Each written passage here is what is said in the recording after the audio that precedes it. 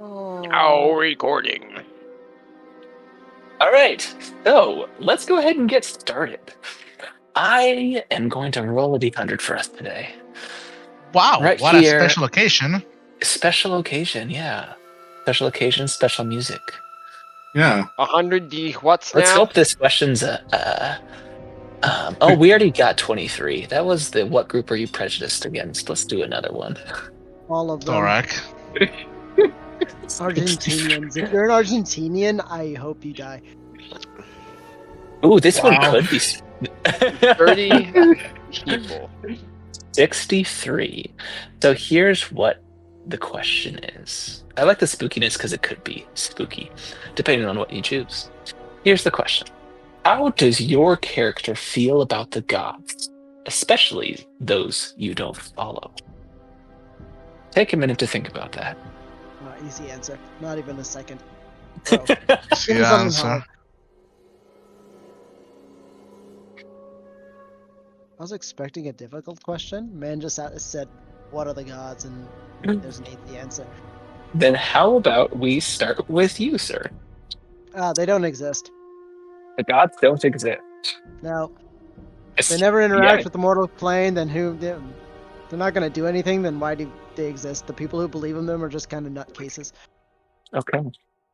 They gain their powers from the weave, and they just pretend like it's a god. What would you call those types of people? Atheists. I don't know, grifters, Atheists? something. Well, but okay, no, it's. Would it be? I guess you. Fair enough. I'll allow you to. That works. Atheism. I mean, there is different variations of atheist. I can't think of the names off the top of my head right now, though. Yeah, there's like the agnostic is Agnostic like, atheist, yeah. Yeah. It's like There's- it could be. I don't know, but I don't care enough to know. Exactly. No, there is none. They do Yeah, not you're in the more extreme atheism.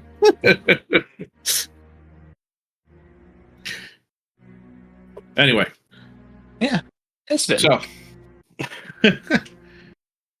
well, I believe they exist, but they're very cold-hearted individuals. I don't care for them. Okay. Those are especially the one. I guess. Yeah, you don't necessarily follow a god yourself. Perfect. Well, next up. Who is next in the line? I actually don't have that off the top of my head. Clerics are Thank you. just Catholic warlocks. Well, hey, I'm curious to hear what Grim thinks about the gods. Paladino. Does that mean you're asking me? I am asking you.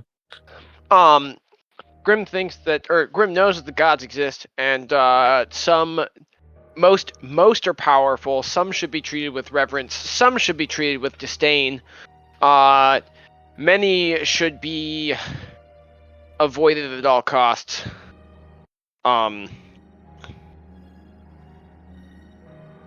Yeah, that's about how his thing works. Okay. You've got your They're list. around, but for the most part, you don't really want to associate with them. There's a handful of good ones that will help you. Think the Daedric quests in Skyrim. You do like 3 of them because they're actually 3 good items, and the rest are just like, I spent a lot of time like this is worthless. Okay. I like that. Next up is would have been Henson, but we got that answer. Let's go to Kia.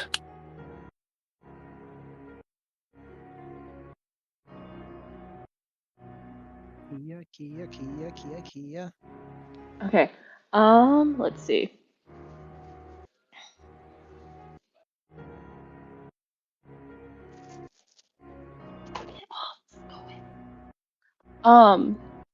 She would probably she'd acknowledge the gods exist. But I feel like Kia probably wouldn't like. I feel like she would respect gods specifically that maybe are associated with healing, Mhm. or maybe like balance and peace. not quite sure which one those are off the top of my head. Hey, that's okay. There would be one that it would be, I believe, Corellin, which is typically worshipped among elves, especially for their beauty, nature, music, art, that sort of deal. But just in general, good Yeah, answer. that would make sense with her lineage. Yeah, but Oh yeah. she thinks. I guess so. When you asked that question, what I was thinking about was like the fact that she thinks that. I guess with the decisions she has to make in life, with the path she's chosen, they're hers to bear, like her choices to bear. Oh yeah. So like she doesn't acknowledge that. And that's all I got. I'm trying to. Oh think no, about the other that's half, A-okay. Well, I know that you're probably new to some of the lore as well, but seeing as you already had an encounter with a drow elf, a goddess that would be in particular, well, you might have vehemence towards, would be Lolth, the Spider Queen, who. Oh yeah, that's right. Yeah, so that may or may not be relevant. We'll see. Now, Okay, cool. What the Volker. fuck was a drow doing in the surface? Volker. Finding your mom. Damn. I believe most of the gods should be studied and respected, whereas some of them should still be studied but be kept at a distance. Okay. Is there any in particular that you would be against? The ones that clash with civilization, mostly. Okay. Grunge, Lolth, the lower plane gods. Yes. All very good answers. Thank you, everybody. Now let's go ahead and roll for a recap. Yes? I had to take the scholar approach of it. Yes, you did.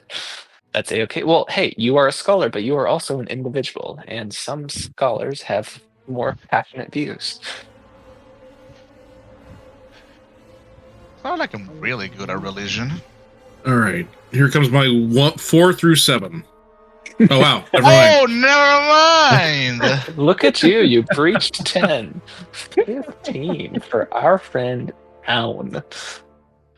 Oh, there we go. Flippy took the 4. I will. I've yet to roll above a 10, I think. Well, now we just have to wait for whoever gets the natural one today.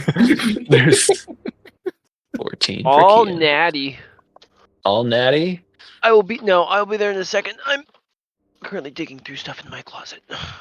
I got a 19. I rolled IRL because I'm still in this delve and I'm still trying to boot up. I guess that's You're me. good.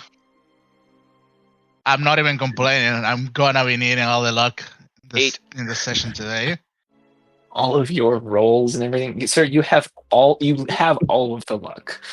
Give me more. As it is, I've been recapping for like 4 sessions in a row. I don't mind it. So, last session, as far as I remember, started with the continuation of the previous one, where we were studying and trying to figure out who those twins that criminal was. We went to the city of the dead Volker and Grim went to the city of the dead to look for a priest. We ended up finding a Earth Goliath, as far as I remember, who mentioned to us that the noble family that we were studying and looking information for did not have like a twin that could have been the person who were committing the crimes, thievery as far as I remember it was, we decided to return back to I don't remember the name of Grimm's faction, but the Gauntlet. But we mentioned to them that most likely than not, it's just the friends doing sensationalism to inflate and get views. We ended up gaining reputation. They now know who Volker is. Meanwhile, Sven and Hansem went to the Tiger's Eye to gather information for the Halfling gang that was maybe not going to be hired by us. It turns out the gang is a pack of were-rats that, as far as we know, have not committed any major crime besides disturbing the peace. So, as it is, Some of us don't even know that. Some of them do not need to know that.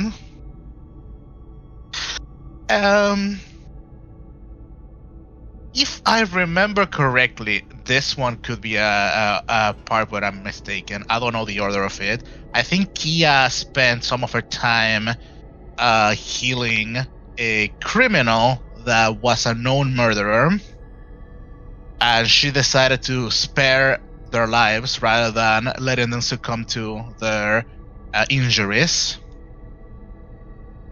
But once we regroup,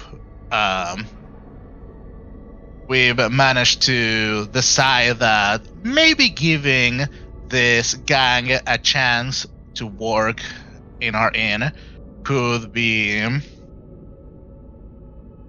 a way to give them a second chance and maybe utilize their shape-shifting abilities for other purposes. Who knows, maybe they could come in handy. Not all of us know about that decision to employ our employees that way, though.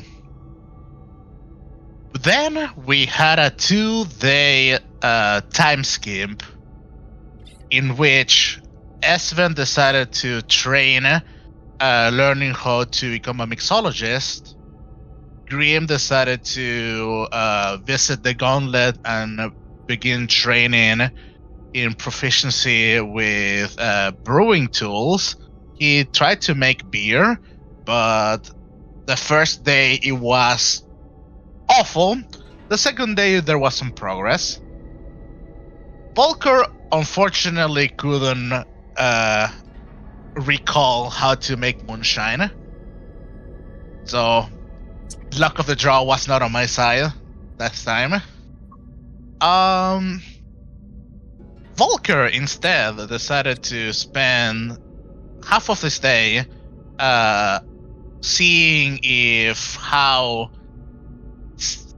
the reason why he was getting those dreams of fire, immolation, bad things, the ticking sensation of something bad approaching.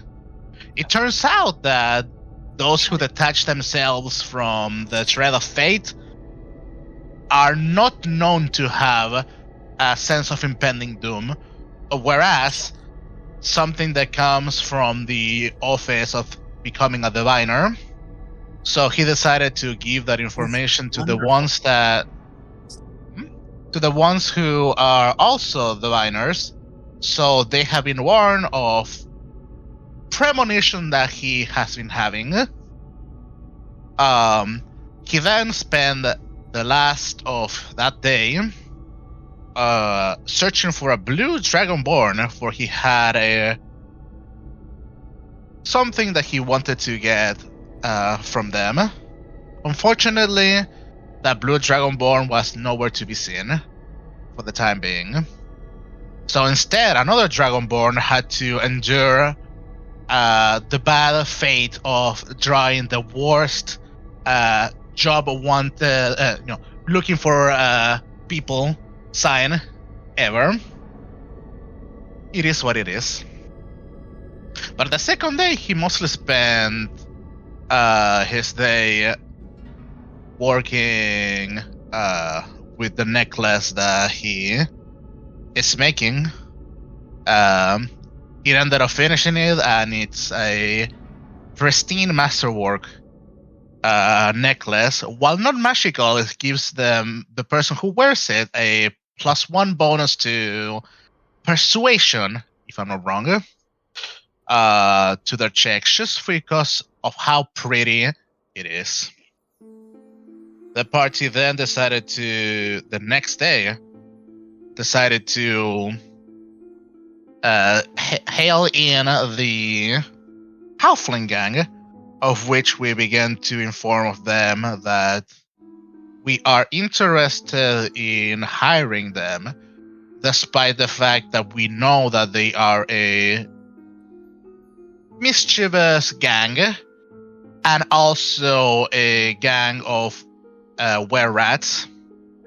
But despite all of that, we are willing to give them a second chance in life, provided that they do not do anything negative to us.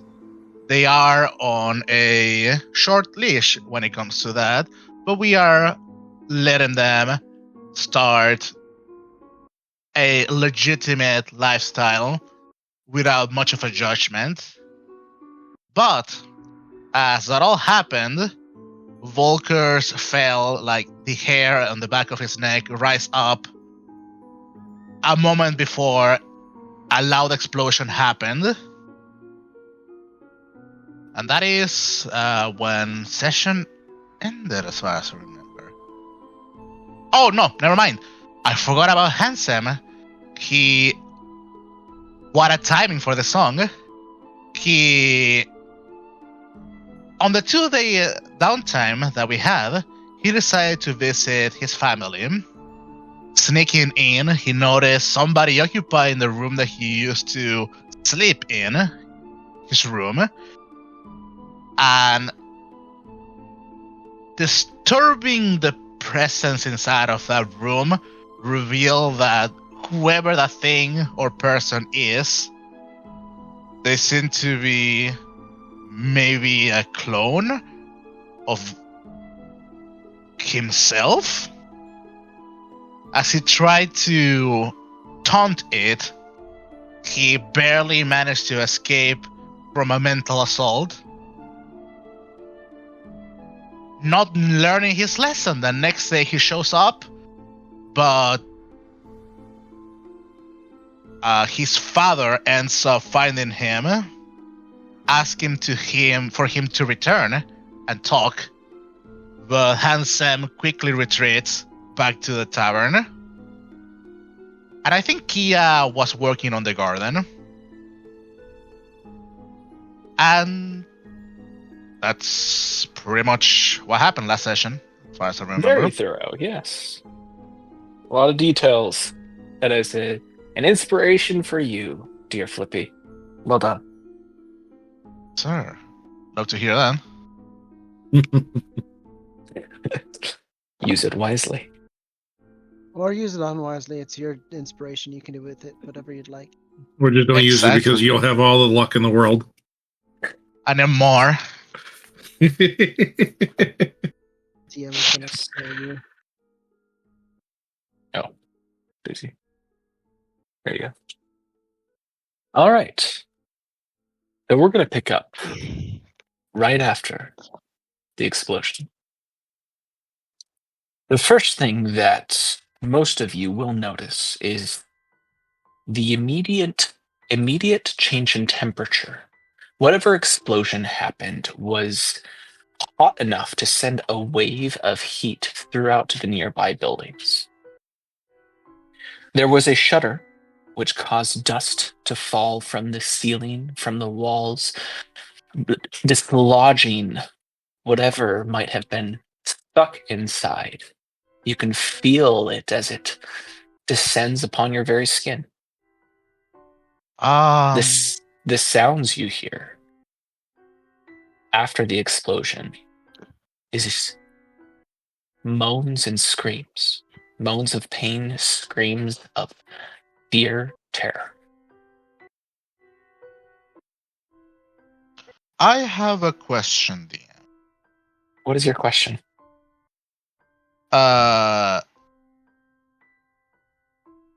Could there be like a check that I could make? I guess Arcana would be the best bet. Or trying to decipher what this explosion was? Not without more information. What you can discern right now within this room, where would you have been speaking to the halflings? I would assume that would be at like a table, right? I thought we were out on the street. I would say in the base level where we have the what's the word? The bar. Yeah. I would say where the fuck is the here? Like in this area? Or yeah, I could imagine we'd probably put out like a table maybe like right here or something and then just kind of talk to them directly. Just in the grand room. That's how I that's imagine wonderful to know. Because you would have also died. Been struggling with you would have just straight up died. You would have also had partial blindness from having such a grand flash of light, particularly those with dark vision, as your eyes are more sensitive to the light. You have to blink away this sudden flash. And Volker, can you roll me a luck check, please? Roll high. Although the bad luck is going to be 1 through 6. What am I rolling? A D20? Yes, a D20, please. No, a D6.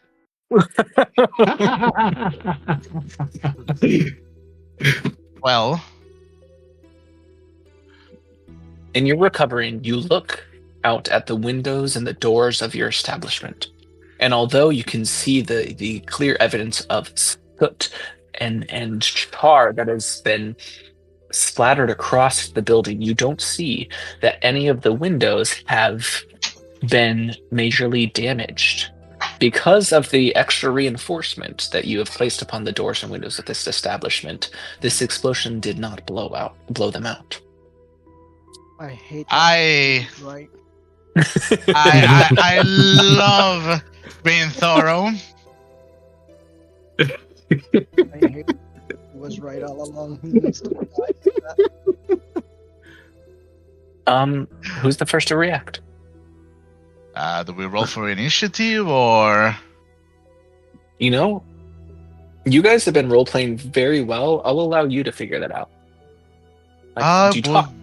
Yeah, talk to each other or just act. I think at the immediately as Esmond's trying to be able to see again, is he probably just like, is everybody all right? What happened? I'm part of the No Dark Vision gang, so I would imagine Grim and I are the ones to recover first from this assault. I'm going to. Sorry, there's a million things happening all at once, so I'll just. I would say, given that I had a premonition of this happening, I would be more keenly, on the hair wire for this. Sorry, keep going. I would just swiftly turn around, take a deep breath, and then I just begin I reach out for my satchel, grab something. Grab my spellbook, and then I just bolt it away. I would be interested to provide a bonus action to see through my familiar's eyes as I run towards the entrance of our establishment. Your familiar is dismissed. Oh well. What I noticed that it's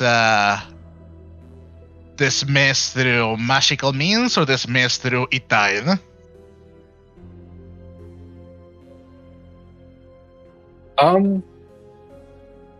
Give me an Arcana check at disadvantage. Understandable.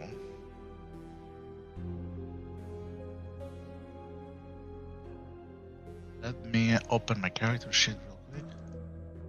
Toggle disadvantage. Arcana. Wow. 30-20. You and your high rolls, you would be able to recognize the Kill him now. the essence of your familiar lingers behind, indicating that it was not dismissed, which when magical dismissal happens, it is just immediate. It is completely done. No, this was done due to whatever explosion happened. Oh, well, there goes my money. Then Just wait. Yeah, so you Volker heads out. What does the rest of you do? Kia's probably gonna. Oh, go ahead. Go ahead. Oh, no, go. Okay, so Kia's probably gonna blink away all of this because probably shook her up a little bit and her eyesight's a little out right now. And after hearing kind of all the screams outside, she would start to make her way outside to see like if there's anything she can do, considering that she's been spending the last, I'm assuming, a few days, I forget how long it's been, kind of out practicing her healing, and let's see if she can be an asset out there. Absolutely. We'll get to that. I would like to start making mental connections with everybody in the room to see who's all here. Okay. You can connect. I mean, Grim, where were you at this point? I was up in my room because they had finished discussing. Yes. So you wouldn't have been hit nearly as hard. Which side of the building did the fireball hit on? Or did the explosion happen on? It was on I the would main street. imagine, yeah, It was entrance what? side. On the main street. Oh, Your the main room. street? Your Main room is street, by that yeah. area. Like right in front. Right in front. Oh, okay. So, Is that a All door right. from my room to the front balcony as well? Your room is right up here. Yeah, that's a door to the front balcony, isn't it? Yes, it is. You have a door to the front balcony. Grim would just run out of his room onto the balcony and jump down to ground level. Cool. In that case, Your Henson, legs. you're able to mentally connect with everybody but Grim. Okay, I will then run out front. You're gonna mourn his death. Gonna mourn his death by running out front. Okay. What is Aspen doing? well, as he finally kind of gets like his vision back, he's gonna kind of look at our were-rat friends and what are they doing right now? They are cowering. They have dashed behind the bar. They look like they are way over their head right now. Right. We're way over our head right now. Just stay inside. We'll be back. And Esmond will run out as well. Okay. As you all How is step Liv out, doing? Lift? You can't see Lift. Shit. But you've also never been able to see him, so. And so, you all, in your various ways, step outside into the aftermath of a disaster. What is going to stand out to you is what is clearly the large blast radius of this explosion.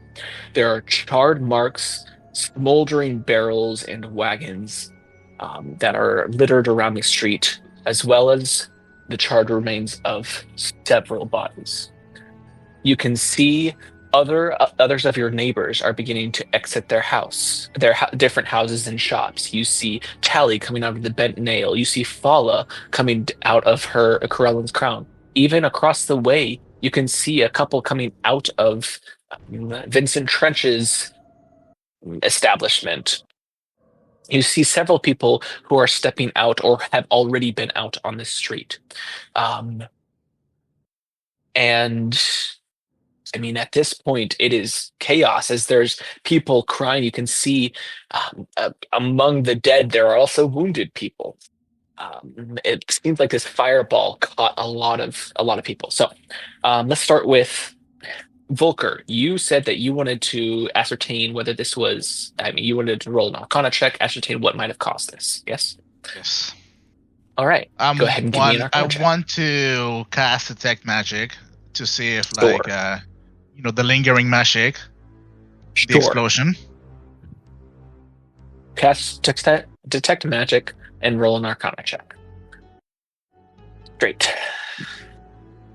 Kablam. Okay. 22.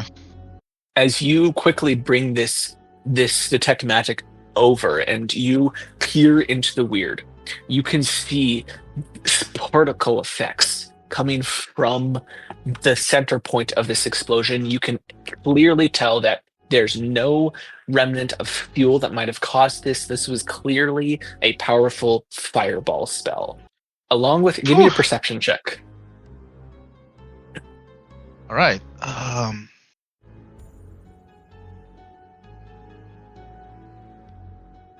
14. 14. Okay. Slightly above average.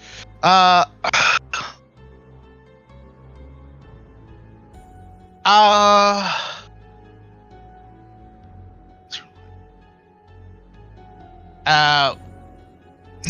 don't feel like I should be able to ask what am I perceptioning in particular, but no.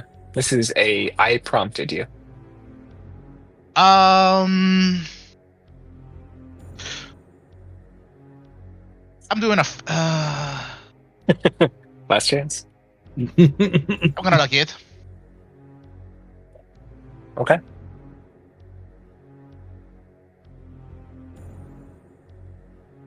$14 it is. Okay. The dice tell the tale. There's a lot going on.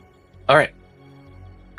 For you, Kia, you can immediately see that you go out to bring your help here. So, what you find is there are a couple of... You know what? Give me a perception check to see if you can find people who might be injured.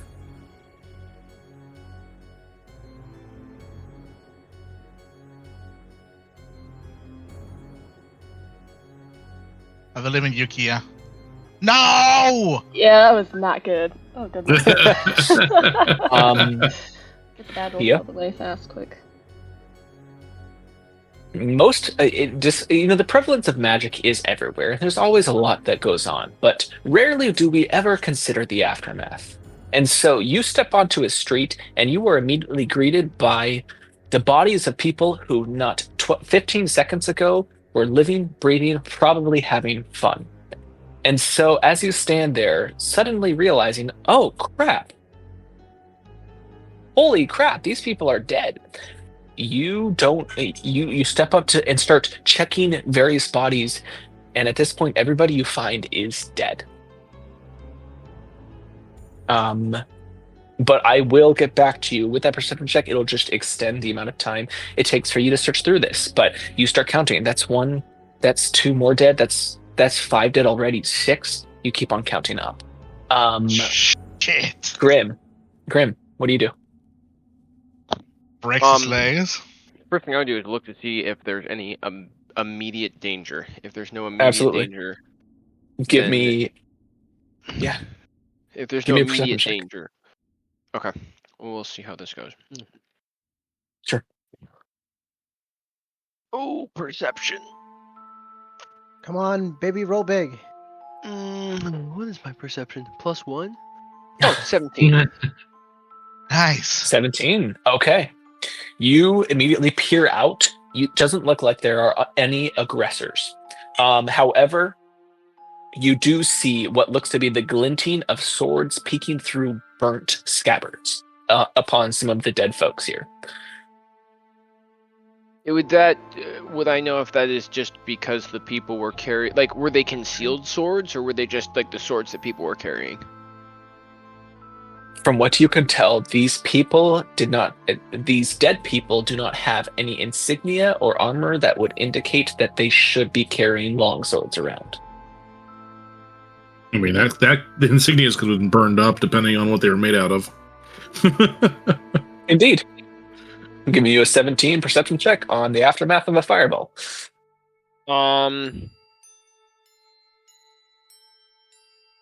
Grim would...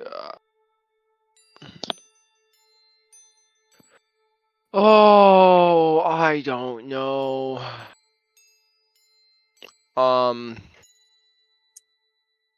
Grim would start healing wounds. He'd probably start going through and trying to use his like, are they in kind of like an unconscious, like, down but not out state? Is that kind of where the people are? As you go to give me a medicine check. Real quick. Give me a second. I'm pouring boiling water into an AeroPress at the moment. All right. So once you get back to it, I'm going to get to Henzen. As you head outside, what do you do? First off, I scream, and then Natural 1. That's not good. Yeah, that's certainly not great. I would like to look to see if there's anybody running away. Give me a perception check. Okay. 7. You step out, and as you start looking down the street, you feel something underfoot. I look down. You are stepping on the hand of a charred human woman.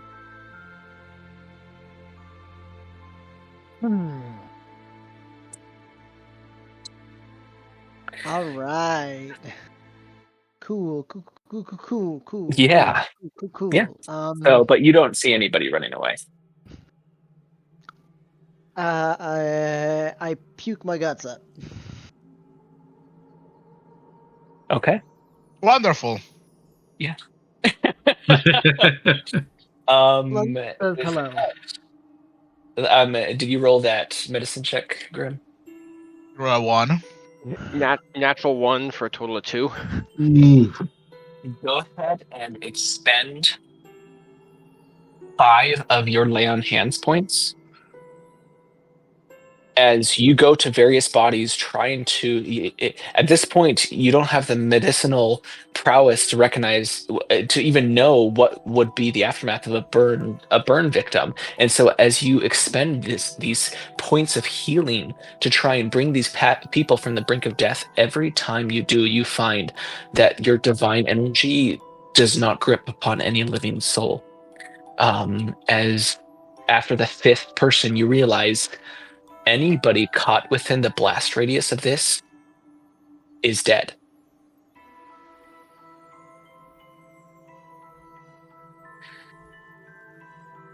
It does bring into account that there were some witnesses who did cry out in perhaps pain or perhaps horror.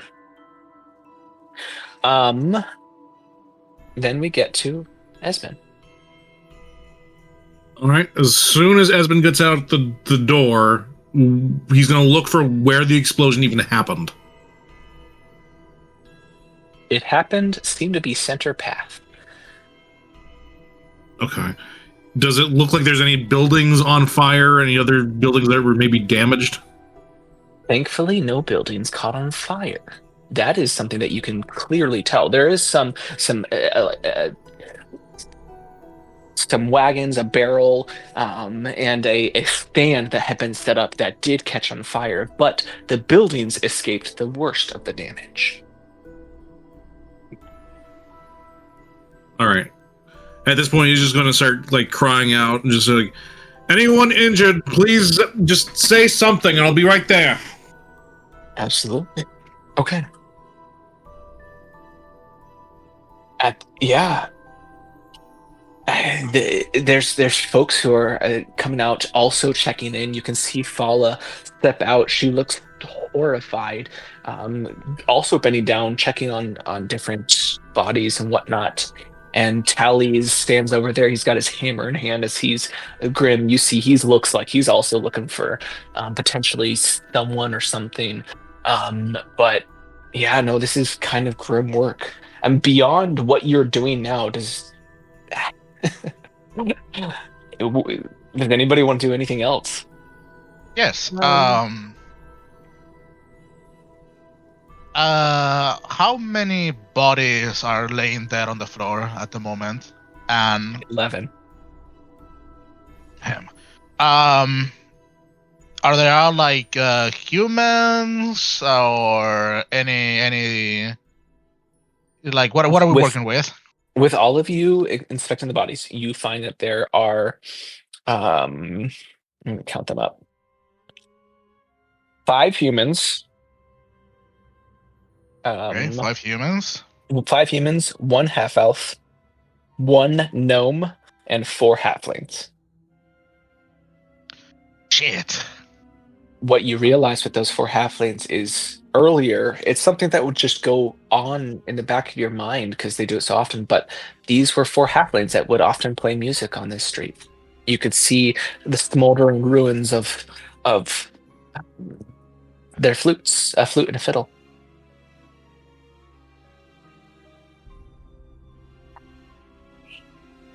That's fucking tragic. And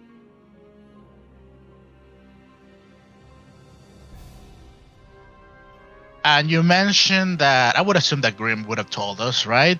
That the humans are at least 2 of them have like a concealed weapon, or they have weapons, but they don't have a way to display why they should have weapons on themselves.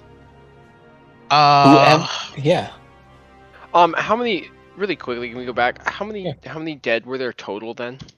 11.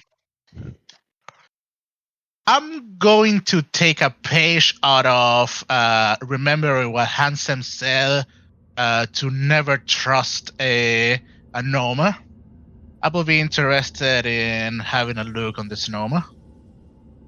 Sure. Go ahead and give me a perception check.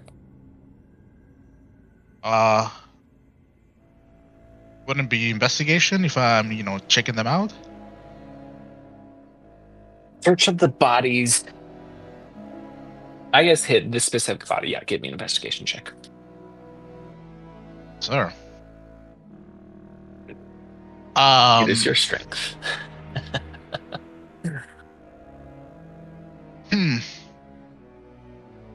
Let me see. What is Handsome doing? Besides puking his gut out. I would probably start picking through some of the remains, actually. I would like to signal for you, see if, in prejudice we thrive. See if you can help me out. Would you be willing to help? Sure, I'll walk over. I'll give Elchard Nomino a look over with Fliptardo. Essentially gonna be talking to him like, so why do you distrust your own king so much? What bothers you? What do you kind do? This, that, and that. For you to help me, it's like, okay, gnomish cunning. Investigation. I'm gonna lock that shit out. All right, let's see. 25. 25. As you rifle through, are you at all hiding what you're doing? Start messing with the bodies?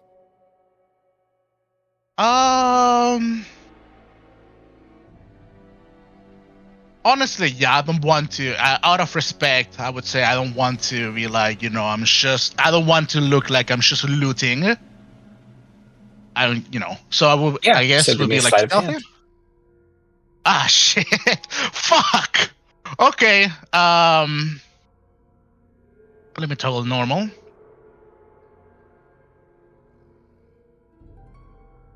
I'm not a fan of this. Please, big money.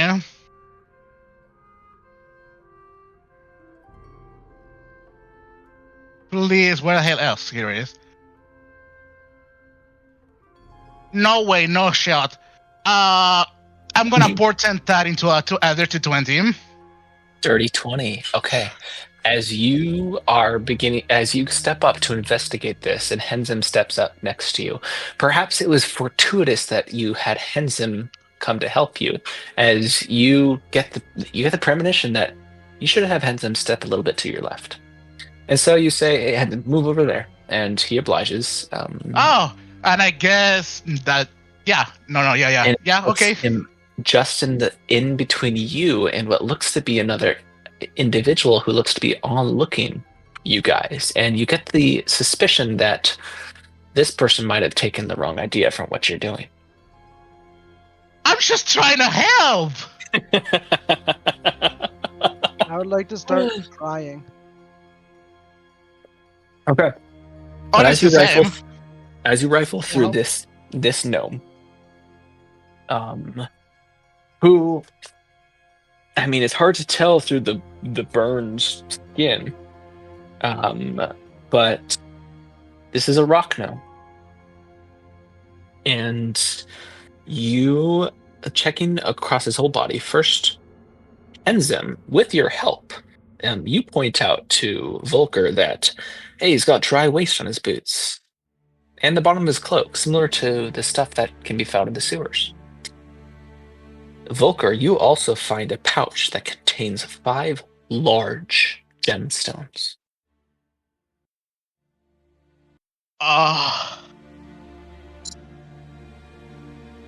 Damn. Okay. I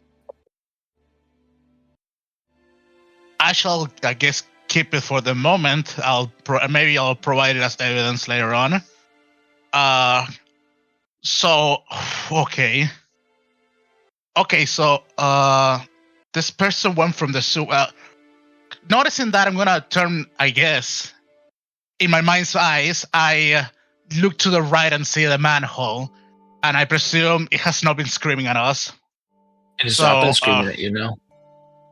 This guy has been in the sewer. It has been a long time ago, and it has not been from recently here.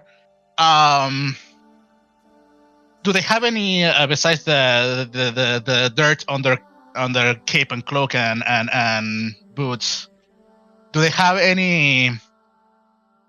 What's the word? Anything that should be like, that they were identifiable, like an ID or something? Whatever it might. With a 25 investigation check, there's a surprising lack of insignia. There's not even personal identification on him.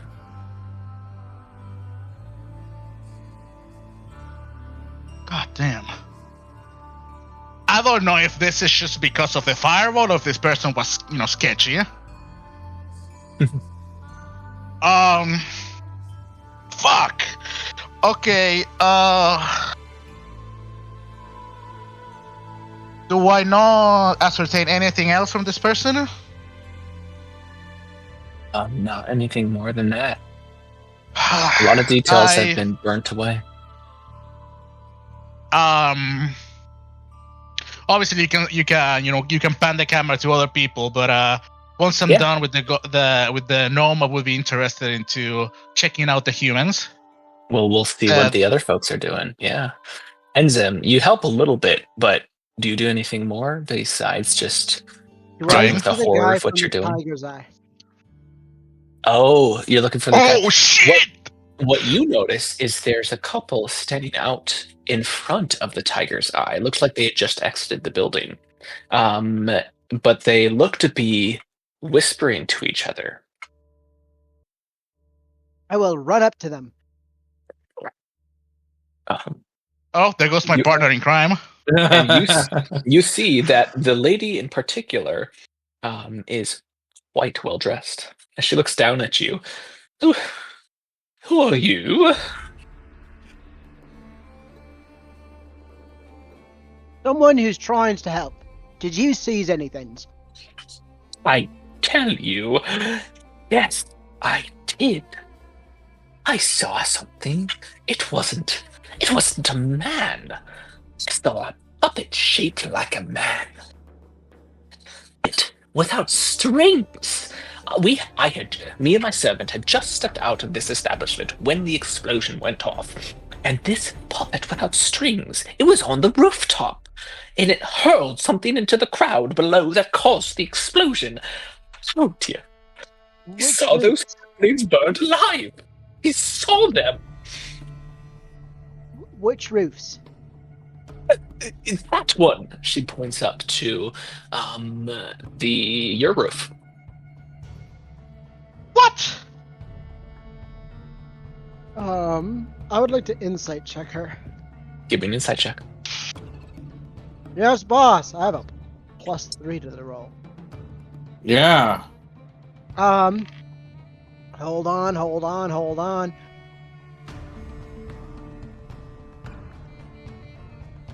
Hey! Hell yeah. That's an 18, dumbass. 14 plus 4 is 18. It is 18, huh? I'm just. With an 18, she is being quite genuine. In her own haughty manner, she is quite astonished at what might have happened, what did happen, and she is not trying to hide anything from you. Honestly, with her wealth, I mean, looks like she's here for the private investigator for some reason, but looking at you, it's like she doesn't have anything to hide from you. So she is being very honest with you. What about Mr. PI himself? Is he there? He's inside. No, he is not. He's inside. Do I know of any sort of magic that would do puppets like this? Do puppets like this? Well, everybody knows that there's the occasional automaton around. As for Let's this go to specific Eberron. one, the occasional automaton, and it's not the same as the Eberron automaton. They have no soul. They burn in hell. So, with that being said, though, you're familiar that there are such things as robots and, arcane contraptions that walk and talk like a man. So that's something that you are aware, but so you just, oh dear, yes, tell you that thing. It was not something that was alive. Yet through the thing itself, I even saw its joints. They were metal. So, like, was it one of them's robots, automaton-looking things? It might have been, yes. Now that you mention it, I couldn't watch when I saw the explosion. Oh, it was terrible. Oh, Jezreel, we should get out of here. She talks to her servant, and the servant says, Madame, we might as well wait for the watch. I think they'll be here any moment. Give your statement, and then we'll be on our way. Oh, yes, you are right. As always, Jezreel. Do you have any more questions for her? I do not. Okay. While you're talking to her, Grim, what are you doing?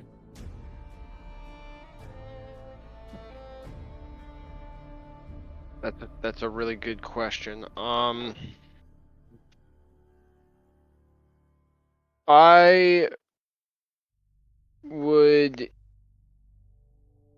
start investigating how many humans are there with swords that. Why you humans saw do with swords? two humans with swords. There were 5 humans in total, but you saw 2 of the humans had swords. I would go investigate those bodies to see if I could find. Sure. Give me an investigation check. Would I provide the helping action? Sure. That means I get advantage. Sir. Yes. 14. Hey, Okay. not bad. With a 14, you are able to take off. They're clearly wearing leather armor, although the leather armor at this point is It was irreparable. leather armor. It was at leather armor, but these guys were strapped. They were clearly strapped for a fight. They had long swords, sheathed long swords that appeared to have been hidden behind a burning cloak for each of them. But you're not able to find anything more on them. Just they only have the sword though. They just had armor and swords. No daggers, other weapons, anything identifiable. No daggers, but they each had a pouch containing a few coins. Will you leave them there or take them with you? I'll leave the coins. Okay.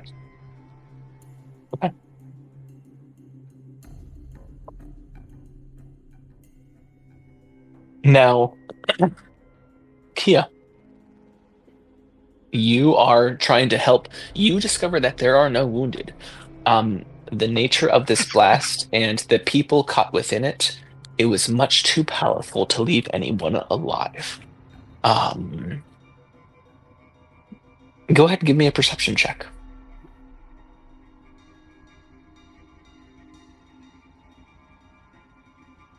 Okay, that's a lot better than a 10. Oh, yeah. That's much 21. better than a 10. Oh, You notice, since you've been out on the street and whatnot, and you've been able to interact with the halfling group that would play music and dance and try and pick up little pittance and coins from folks around, and so you notice that there were 4 dead halflings, but the trip had 5, and so you notice the 5th one hiding behind some rain barrels over near Krellin's crown.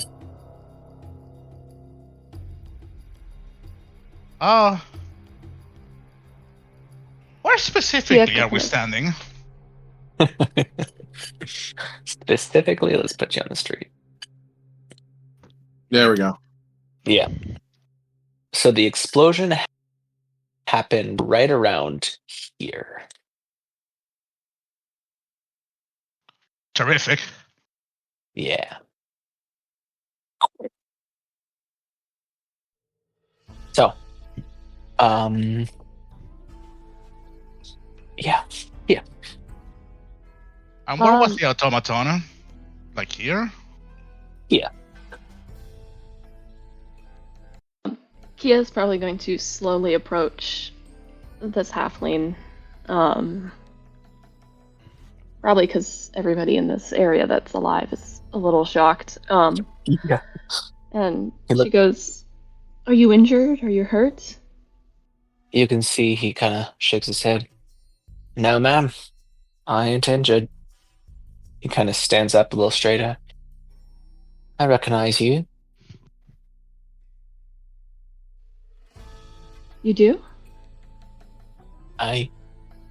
He points to your building. That's where you guys live. Kia kind of slowly nods and goes, "It's a blessing that it's still standing. What happened out here? What did you see? Did you see anything?" He kind of shakes his head. I didn't see what happened, but I did see him in the flames. And he holds something up in his hands. Right after the explosion, I ducked behind a rain barrel. Then I heard a plop, and I found this in the rain barrel. And he's holding what looks to be just a simple silver chain necklace. and hanging from it are 2 orbs that have a faint... They're almost like black pearls, but on the inside you can see an illuminance to them that shimmers and moves. Clearly, this is a magical necklace. But you can see that the necklace has other fastenings that look exactly like the fastenings holding on to the 2 orbs.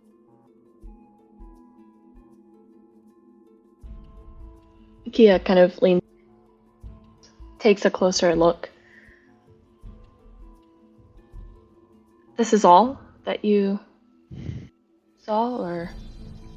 He kind of holds it a little closer himself. Yeah, that is all I saw. And he gets this faraway look in his eye. How far away is the 5th halfling from me? Say a solid 30 feet. Then it should be within my detect magic range. Yep. Yes, it is. Would I feel the magical ding ding about him? Yes, you would. I would be interested in, once I notice this magical resonance. I'll tell you when you notice it. Alright. Release me! Right. Question, because I might have misunderstood what he said, unless this was intentionally vague. This was dropped by one of his halfling friends, or this was dropped by potentially the culprit? It fell from the sky and dropped in the rain barrel. Ken looks at it. I got a little distracted, I think. I was planning on keeping it. Kia, you would know that keeping evidence from a potential, city watch investigation is a crime. Punishable by death itself. Sorry.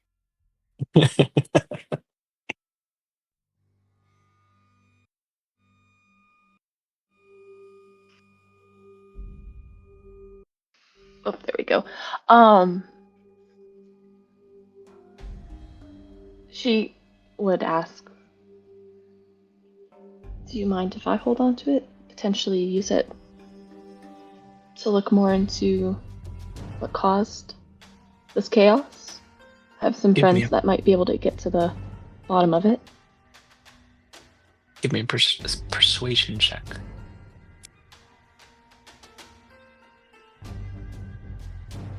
I'm portenting that into a 9. That's a 2. No, it's a 9. It's a 10. So with his ability, he's able to foresee. And basically, as a divination wizard, he has the ability to every day roll 2 d20s, and he's able to use those d20s to replace any other roll within a certain range. And so you're within his range, which means that instead of rolling a 1, you rolled a 9. Now with your persuasion of +1, you rolled a 10. So as you say this and kind of hold out your hand, you can see he looks at it, looks at you. Yeah, I don't know what to make of this either. I'm sure that you can do something more important with it. And with a DC of 8, he hands you the necklace. And at this point, Volker, you looked up and you see the magic aura around the necklace. Can I spend an action to decipher what school of magic this item belongs to? Yes, and then I'll get to Henzin. It's evocation. All right, Henzin. No! Oh, nuts facts, bro. Beans! Where am I in relation to them? Like, just sort of, actually. Right there. So I'm... How do I ping? It's not pinging! Let me ping, you stupid! You just hold where you want to ping. Okay, so I'm there. This is where the water bottle... No, not water bottle. Bottle. Oh, what? It's It would over have been a barrel like over here, right? I would assume. I did say it was over near Krell's Crowns. That was a misspeak on mine because I hadn't actually gone by and checked. The rain barrel was actually over here. Okay. How wide are the streets? How wide are the streets? Well, each square right there that you see, does it actually have a... One square, 10 feet. Oh, 1 square, 10 feet, so pretty wide. They're very wide. Okay. 10, 20, I 30, will 40, 50, 60, yeah. I will walk over and walk over to Volker and Kia and be like, right, where's that lady saw a puppet sitting on roofs and says that it threw something in the crowds.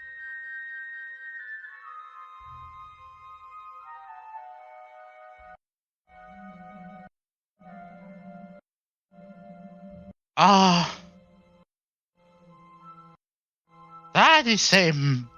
I would assume that we walk slightly away from the fifth halfling. Yeah. Because that seems to be a magical item. May I have a look at it, Kia? Kia takes the necklace and hands it to him.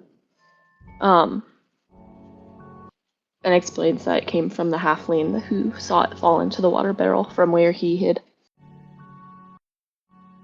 And he mentioned that the automaton threw this.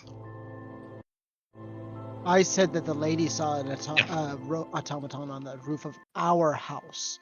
Now, question for you, DM. Yes.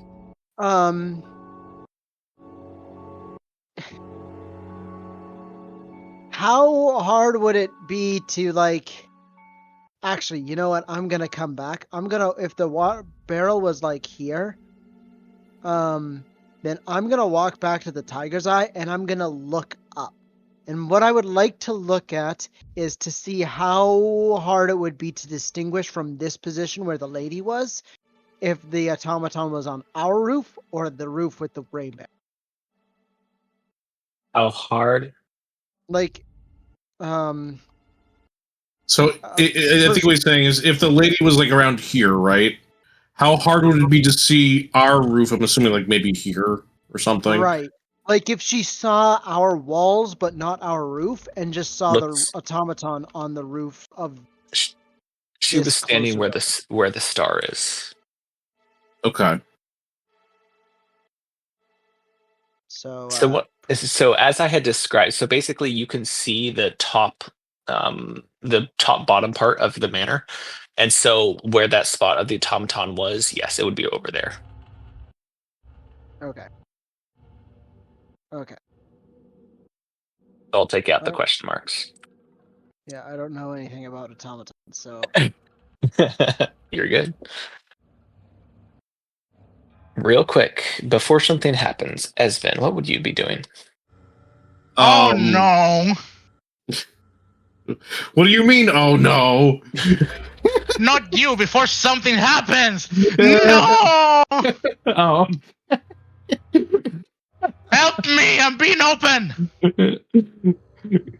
So you said that there were people that were crowding around that were from around the area, right? Like, who is out here taking a look at this scenario? And also, did anyone ever call out for any assistance?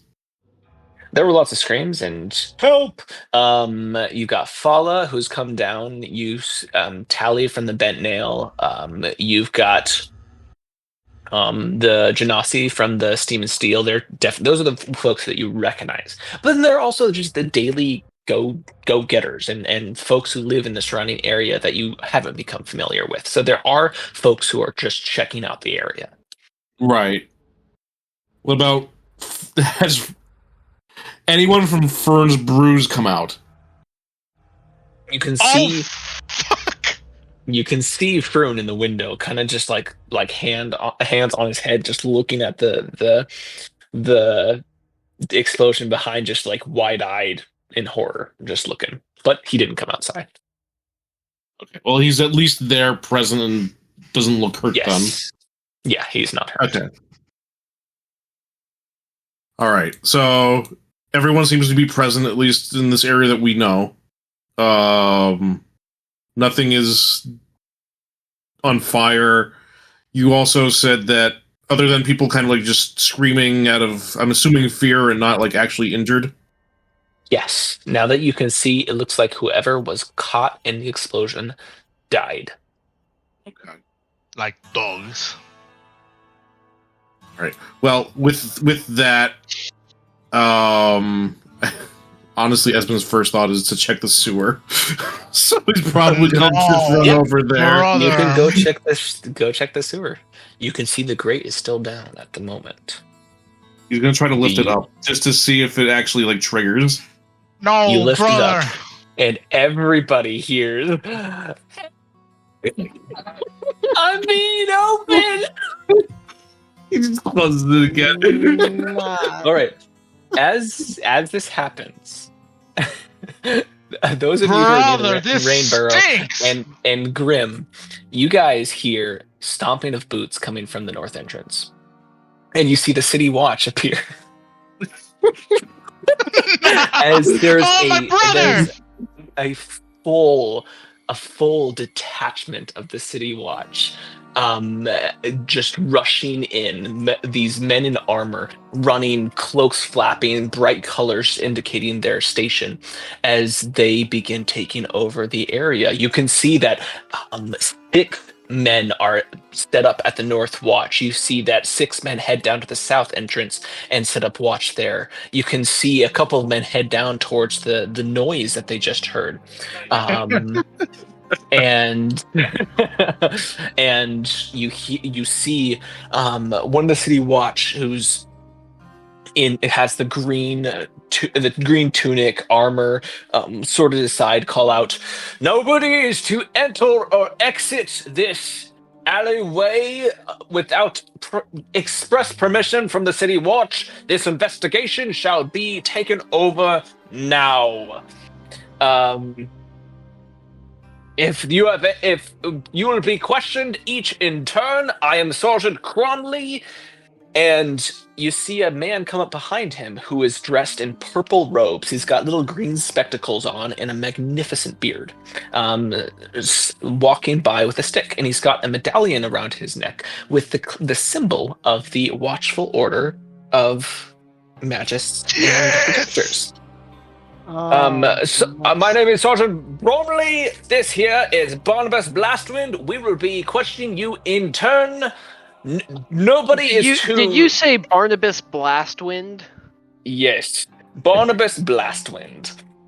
Nobody is to disturb the crime scene, as this is officially within the City Watch's purview. And with that being said, the City Watch sets up in place, and they immediately get to work. You see a couple of men start questioning some of the folks around. As you guys are right there by the rain barrel, Sergeant Cromley looks to you 3, Kia, Henson, and Volker, as he says, "Allow me, Barnabas Blastman here will be asking you questions." Barnabas steps up. "All right. Have you seen what happened here? What do you know?" As all this happens, and I have the necklace on my hands, can I study to see if I can decipher what this item is? Are you going to use any additional abilities? I would use Identify. All right. If you cast Identify, I'll tell you exactly what it is. Yes, sir. All right. It is Slotsman. It is a necklace of fireballs. It has used all but 2 of its beads. Shit. All right, we're cooked. Yeah, I would imagine, like, the second I got it and I clocked that it's evocation and Kia gave it to me, it's like, all right, investigate, identify, shit. As soon as you said it was a necklace, I knew exactly what it was. Yeah, gentlemen, everybody roll a d6 for me, and then roll another. And then just do me another favor and roll another. Oh, You God. want to actually do this? No. All So, right, which one is approaching us? The Watch or the Watchful Order? Watchful Order. All right, then as he approaches us, I will reach upon for my own badge and present it to him to identify You did. myself also as a part of the Watchful Order. Yes. I see that you are a faithful member of our order. It is good to see somebody display themselves so well. Now, young sir, have you found anything? Have you seen? I see that you're here already. Did you see anything? We have not seen who has perpetrated this, but in the short time, how much time has passed? Roughly? It's only been like 4 or 5 minutes. In this short time that we managed to investigate, we managed to learn that a automaton was standing upon, and I'm going to be pointing towards our manor, pointing up. Mm-hmm. They were standing upon our manor, and they threw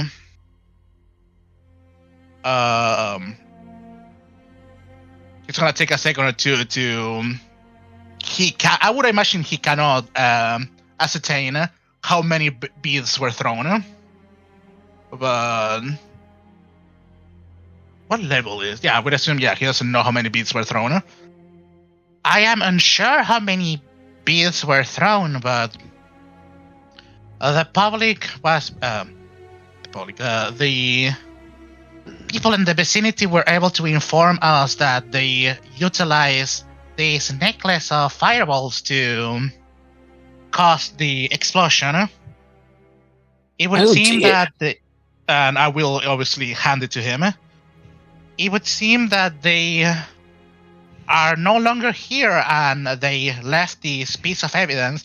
Would I notice anything in particular, like the reason why they left it? Like, is it broken, or like are like the remaining 2 orbs like cracked or something? That would the clasp is broken. It probably fell out of their hands in the commotion, but it seems like, for what the people can tell, it was like a automaton, not a person of flesh and bone. That is good to hear. Specifically, the lady said that it was like a puppet. A puppet? With no strings. I ain't got strings on me. That is good to know. That is very good to know. Thank you very much. Thank you for your input. Now, I implore you, do not involve yourself with the investigation. This will be taken over by myself and Sergeant Cromley here. Thank you for all of your help.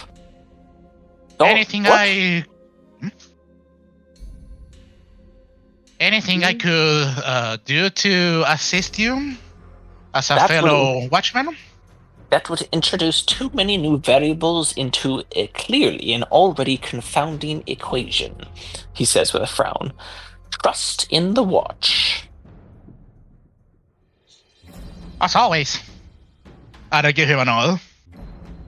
Mm-hmm. I want to insight check him.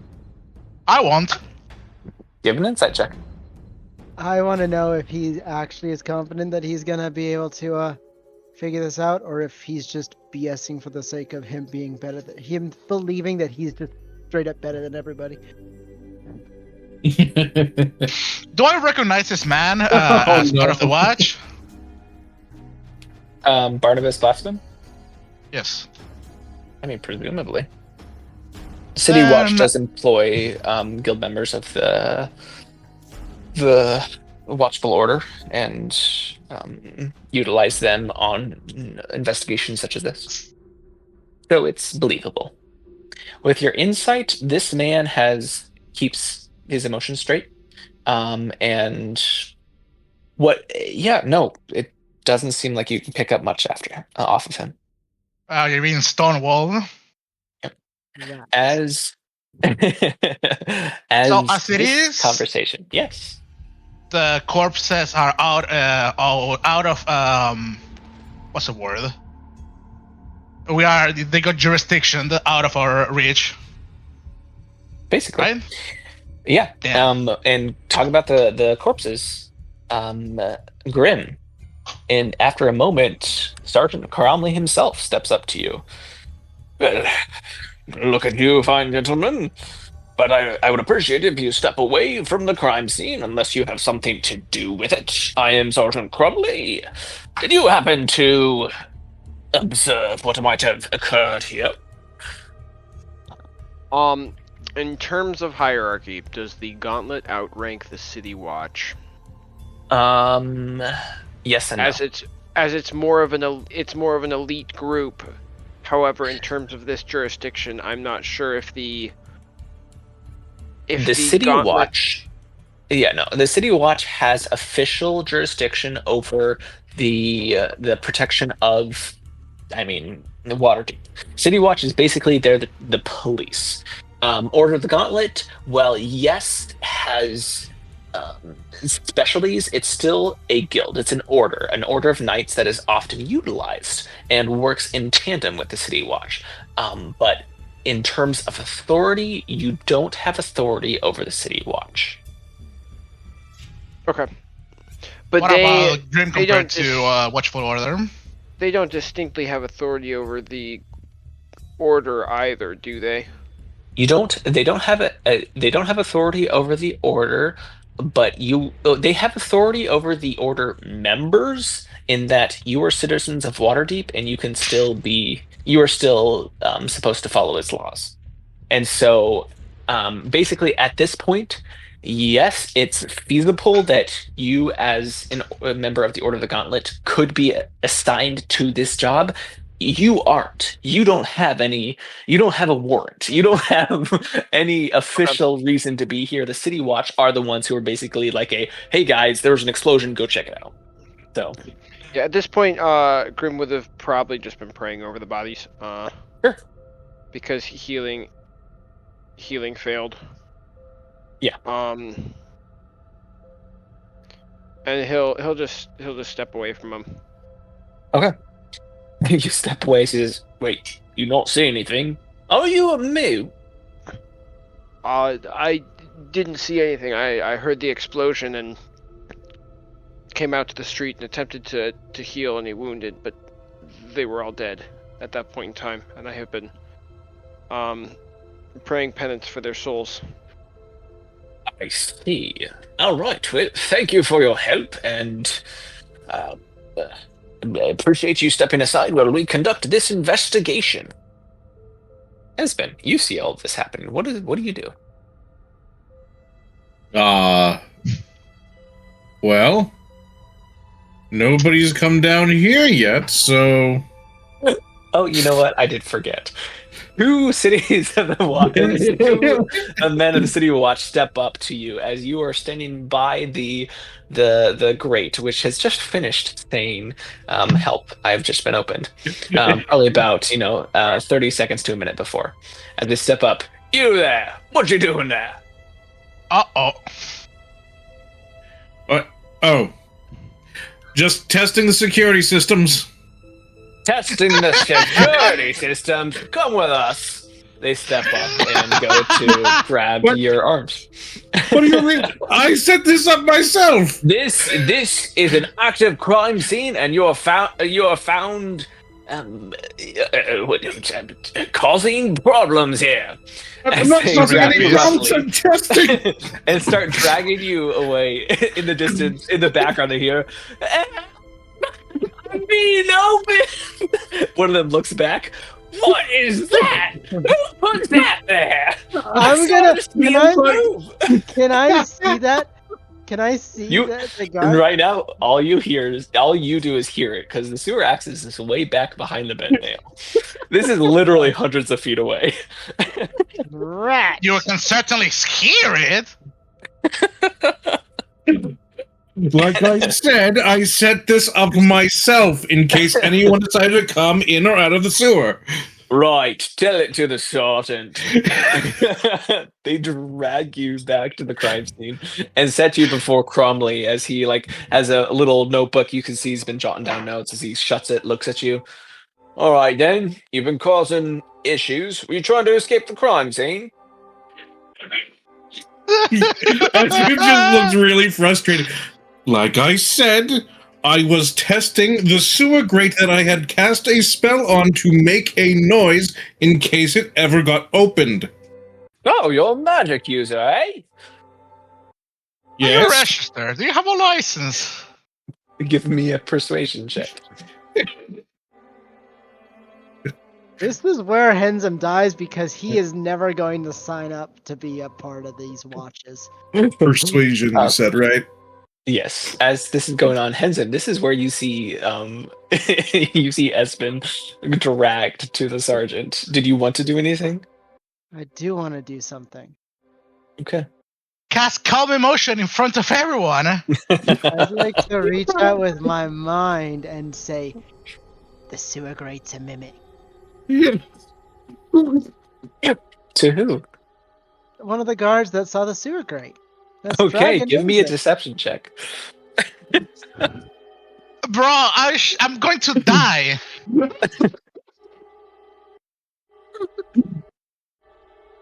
I'm not pulling punches on. No, I'm not. You can Oh my God.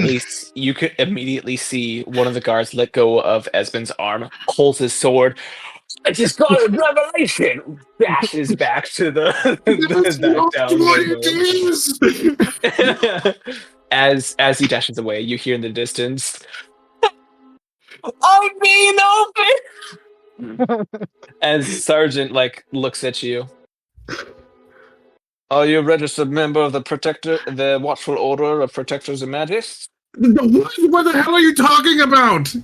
Yeah, I take that as a note. You see him scribble down something. What's your name, sir? Oh my.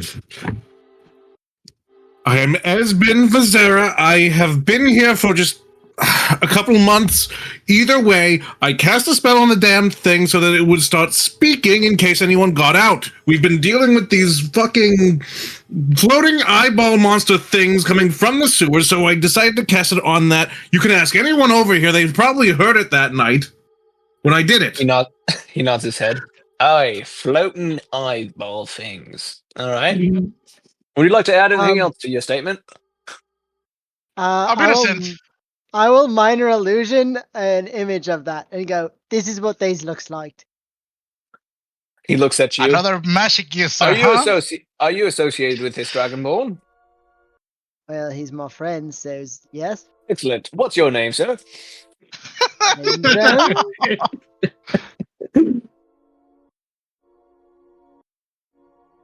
What was that? Henzem. Enzim. Looks like you're a gnome. You got one of those fancy last names, sir? Surname? Robdebas. Not the best. I've heard of that name. What are you doing mixing in with this lot? What do you mean by that? What do you Oh. mean by that? All right. Well, if you've got nothing else to say, you're not to leave the alleyway, but we've got nothing on you at the moment, so you're free to go. Right. Well, if that's the case, I'm going back to my home. Fair enough. He'll just stomp off to the troll skull manor and just slam the door. Tenzin, you see that one guard just walking back. His sword is clearly chipped multiple times as he says, "All right, I don't know what gave you the silver grade's not a mimic." This is awful. All right, now for the next hour, Depending on what you guys, I mean, you Oh. guys go about your business. You're not allowed to leave, No, but you do I'm not see done. that. Oh no, we'll get to you. I'm just telling you, this is the type of stuff you see within the next hour. Is that the investigation begins? You can see that folks, the city watcher, walking around various points, looking up, pointing to different roofs, and clearly putting forth this investigation. And the whole time, both Barnabas Blastwin and Sergeant Cromley are scribbling down on little journals and notepads. All right. Now, Volker, you sounded quite peeved that I was continuing the story. What would you do now? Well, there is 2 NPCs that I would have been interested in. Actually, one, given the proximity. Would be interested in talking to Fala to see if she saw Sure. anything, given how close of proximity it was. He's sitting on her front porch at this point, and you can see she's got a fern that she's fanning herself with. She says, How shaken is she? How shaken? Kind of shaken, yeah. You can see that, and you'll hear why. She's fanning herself, and she says, Volker, I was watering plants in the greenhouse on the 2nd floor of my shop when the blast blew out some of my windows. Can you believe it? Now, lucky I wasn't injured. I was on the south side of the greenhouse. Through the smoke, though, I saw a cloaked man take something from the body of that dead gnome there. I told the city watch this, too. But then he limped away. Looks like he was real injured. A real burn, probably, with that type of explosion. Looked like he was looking behind him, all nervous-like. And he headed down there. She points towards the alleyway, heading past the bent nail. Ah, shit. Oh, that's great information to know. I know. I saw it from the top floor. He was long gone by the time I got downstairs. Did they what were they wearing? Hard to tell. Got a cloak on him that was kind of smoking a little bit, but most of what he was wearing was quite hidden away, and it was pretty smoky, so it was hard to see much else than that. Question, Mr. DM. Yes. Out of the, yeah, she says it was what race did she say that they were? Did she notice the race? Cloaked man. A cloaked man. Okay. Out of the half obviously is not a halfling. She would have noticed the height. Obviously, not a gnome. So my intuition says that they were part of the humanoid shape people. You said that they were the humans. Were they all wearing cloaks, or only the 2 people with swords? The folks with swords had cloaks that were similar to each other, and it sounds like upon further pressing, Fala doesn't provide any additional information. All right, just because it was super smoky. So yeah, good to know that the person that there's a okay. So with this, I know that there has been a survivor, and that it was probably part of the people with cloaks and weapons. But so far, no distinguishable feature from them. But we know that... What the fuck? Okay, so... What? What? Okay, so let me picture this. They were people that were, I would assume, chasing the gnome for something that they had, but then a third party, the automaton, showed up with a necklace of fireballs and nailed them both, the gnome and the cloaked people, before fucking off.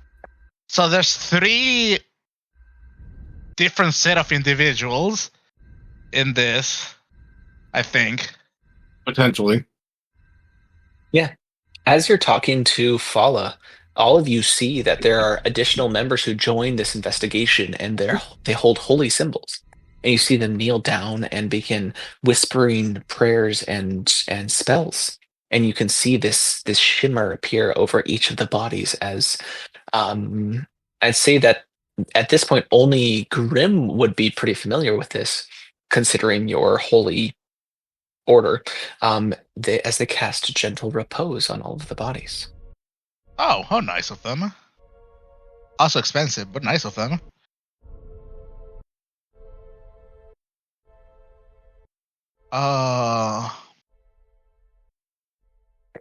And the person that limped away, where the heck is the bent nail?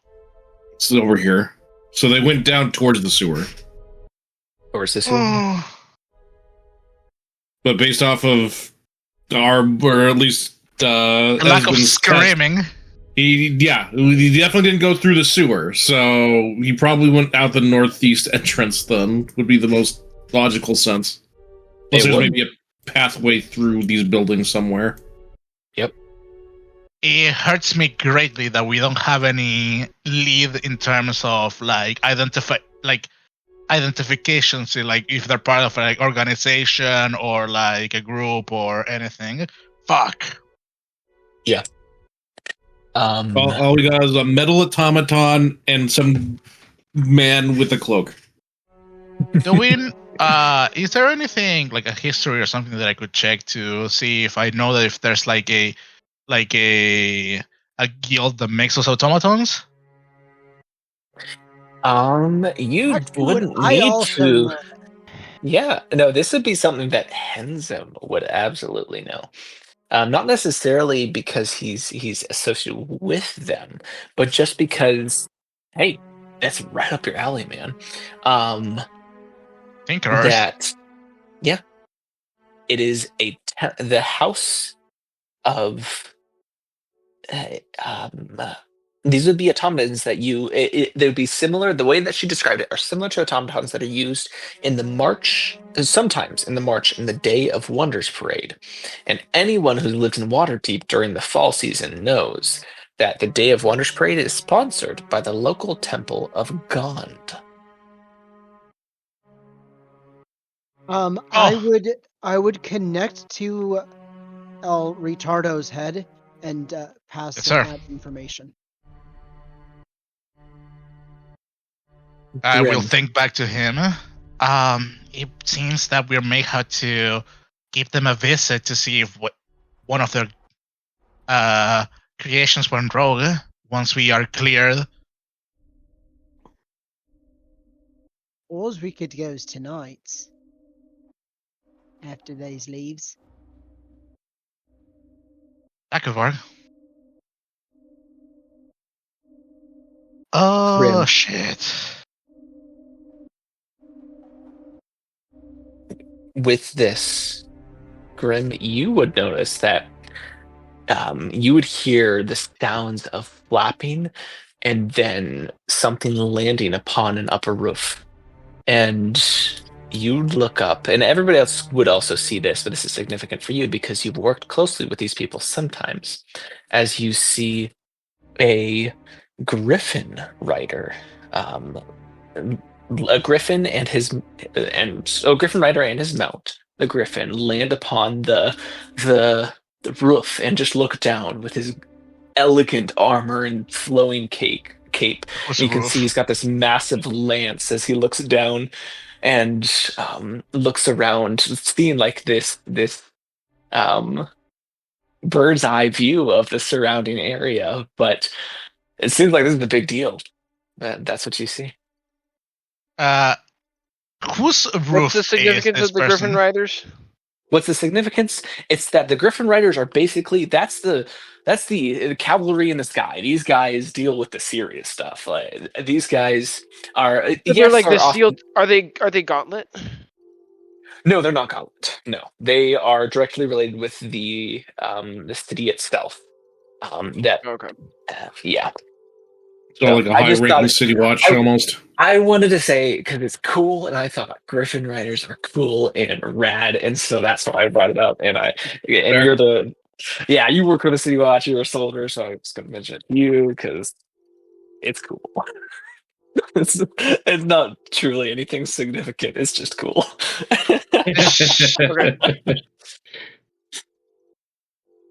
And I like to nerd out about some stuff. So, Griffin writers. Who knew, right?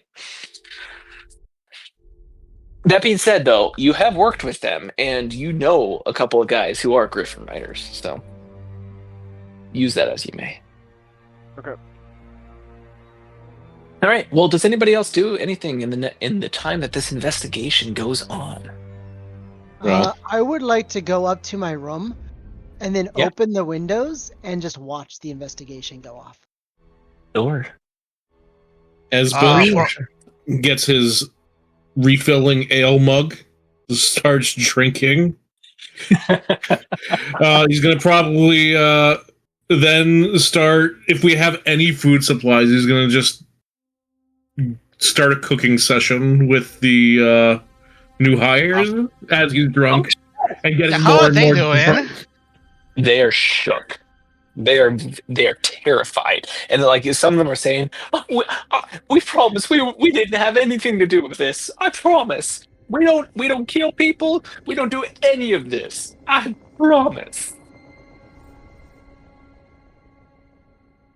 But yeah, so Esben's is going to kind of like teach them what he knows about cooking, which is very little. While he's drunk out of his mind, as he's constantly just drinking out of this because he's just mad after everything that just happened. Yes. Give me a just a straight intelligence check at disadvantage. Hell yeah, brother. To see how much you communicate. Yeah! That's All right, actually not terrible for disadvantage. For disadvantage, you got a straight 10. Hey, I mean, you communicate what you know. You know, this is how you scramble eggs.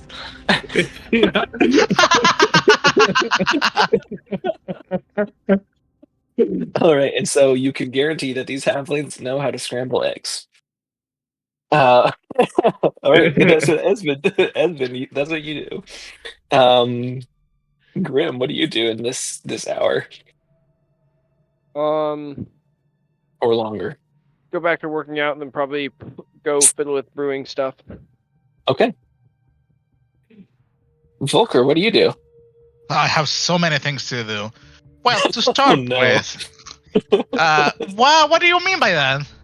You know what? Here, since you have so many things to do, I'm gonna real quick see if anybody else has something to do. Yes, who sir, might that just, sounds- yeah. That Kia, sounds reasonable. What would you be doing in this time? He'll be there momentarily. Okay. Handsome, then. Yeah, hands up. What would you be doing?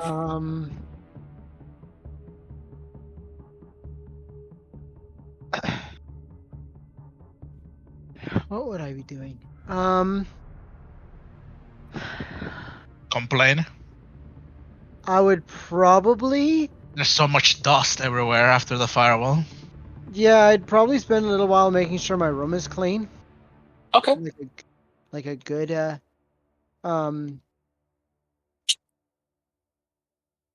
then I would probably spend the next while, sort of doing that meditatey thing that I did last time that almost got me killed. I don't want to see Yeah. if anything else. Are you gonna warn anybody? I know. You reach Good. out and just Yeah. and feel around. All right, give me roll d20. Add your modifier, spellcasting modifier. Just roll to attack. That's exactly what I'm gonna do. I just need to get back into my character sheet here.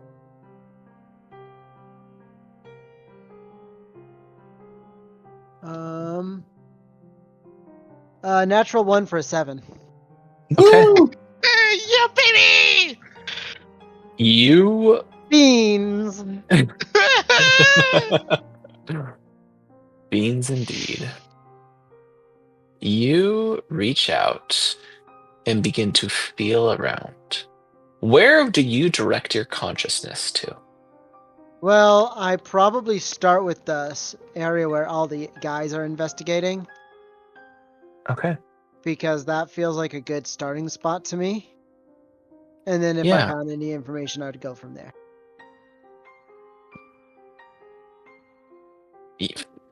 You find it very difficult to discover any information of anything. It's almost as if it is hard to interpret.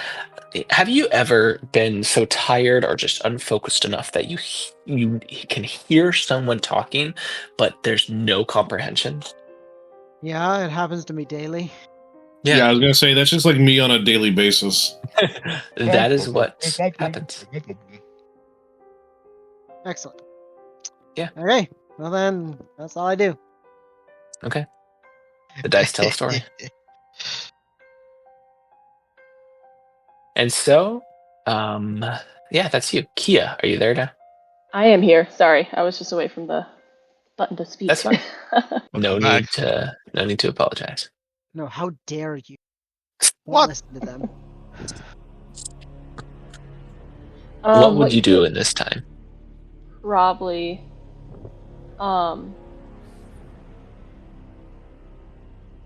there are no injured, so she wouldn't be out unless there's like people that are injured from like shattered glass inside their homes.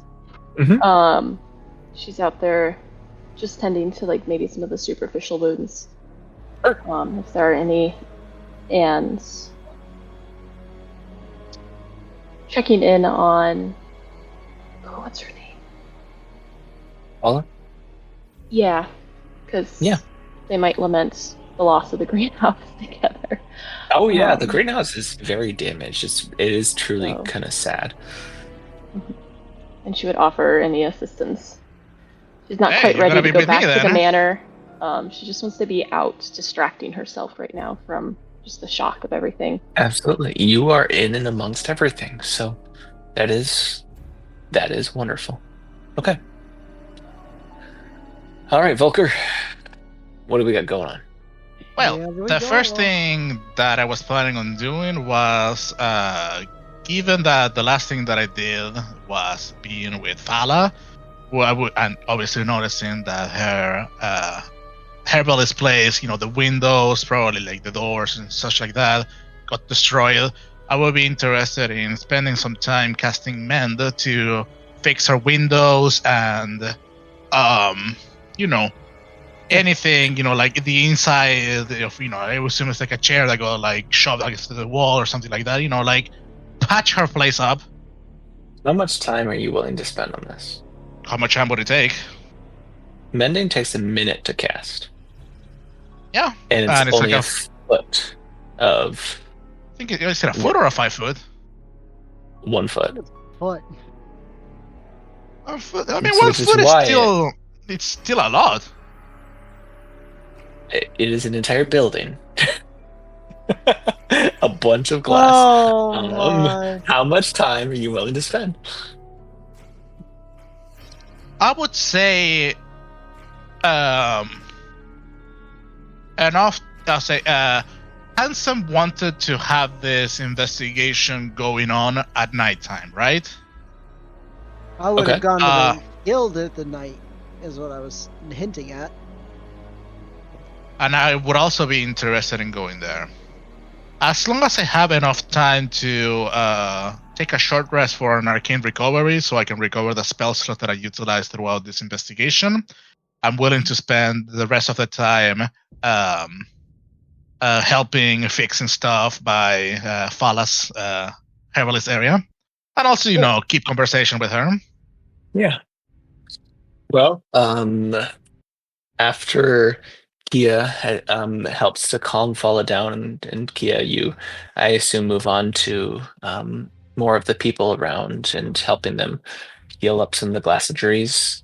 Yeah, Volker, you do help, or you help repair a bunch of the glass, are able to get a lot of the glass panes out and put back into place and repaired. And at that point, Volker offers you, Volker, man, I got this right. You're good. Fala very thankful, offers you a basket of greens. And so, and I had this picture prepared. I know it doesn't look exactly like you, but I think it's fun. As you're up in her greenhouse and she's able to offer that to you. Hey, I'm Frodo. There you go. You are Frodo. Yes. Hell yeah, It's an I'll elf. accept it. Yeah. And so you spend your time, and the investigation comes to a conclusion. Esmond, you are Sergeant Cromley knocks on your guys' door. I would like to cast Detect Thoughts if I hear that, and just skim the surface level on this Okay. man. Sure. Esmond will open up the door and slur, "What do you want?" you have, considering that you probably didn't fight this this condition, you are poisoned. Good. As That man is Sergeant Cromley looks down his notebook, closes it. Esvin, I can assure you that our investigation has concluded you, sir, are not at any fault. We have cast out a defiance spell upon the great, as well as spoken to some of your neighbors, and what you have said is truth. So you have no worry about the City Watch looking into any more of your shenanigans. No need to worry about that, sir. And Henzim, you read the surface thoughts of, oh dear, this paranoid soul sure has gotten himself wasted. So, you're gonna thank me for the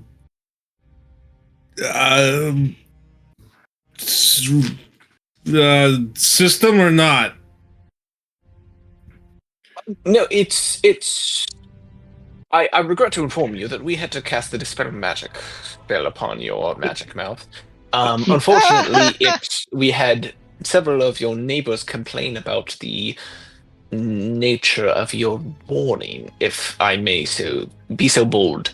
It is incredibly obnoxious. Did you know it yelled out 3 more times after I spoke to you? I'm sure you do know. There are many more spells that you can. Are you aware of the alarm spell, sir? Is that going to give everyone a warning? No, but that's not a very good security system, is it? Esvin, we have city members. We have guild members who go regularly down into the sewers to clean the sewers. This would be obnoxious. Hate crime. Oh, okay. I didn't think about that one. How much does the magic? How much does the magic mouth spell cost? 10. 10 gold. He pulls up a platinum piece. This is to reimburse you for your the cost of your spell. Thank you for your willingness to be of service to the city, but there are many other ways of protection than what you did. He hands you the platinum piece. Where's my 10 gold for my fine familiar, motherfucker? Hands you the platinum piece and says, thank you for your help. Apologies for the scrutiny that you received, but at the same time, I do a thorough job. Thank you very much. As he bows his head and steps away. That reminds me, I need to cast Find Familiar again. Okay. My god, my money! 10 gold pieces away, vanish into thin air. Oh, you can hazard a guess on how powerful of a fireball that was. What do I roll? I mean, it has to do 1 damage to kill my familiar, so I mean. Yep. Okay.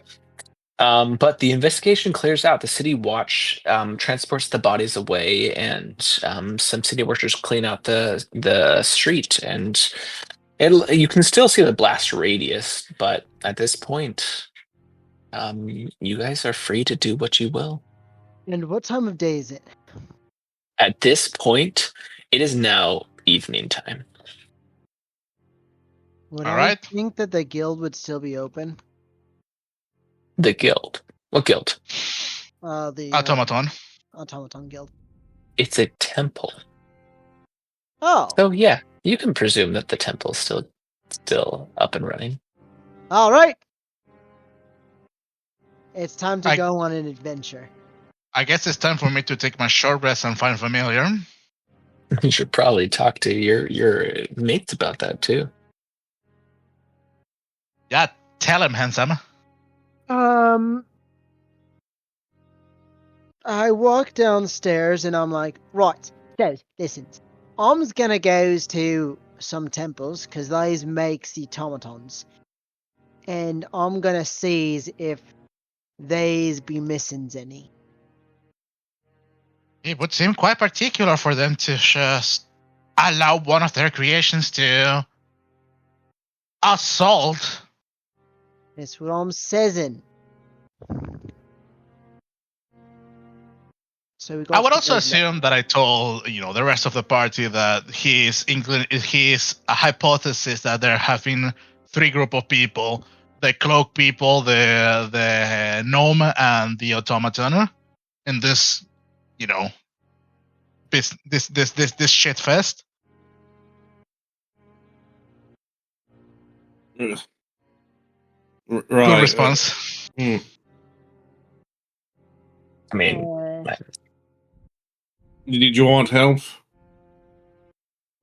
I don't know Ah. if you should comes. I'm willing to help. What do you mean by that? Can you walk in a straight lines for me? Sobriety test. Oh no! Yeah, Where's let's that do acrobatics? Should I roll anything for this? sobriety test. Give Give me that acrobatics. a dexterity at disadvantage. Dexterity disadvantage? Okay. Switch to disadvantage. Just a dex check or a dex save? Check, I right? guess it is a check, yeah. Yeah, check. I thought so. Oh, Happy? holy shit! I'm surprisingly good. It must be easy to point at your own nose when you have a snout like that.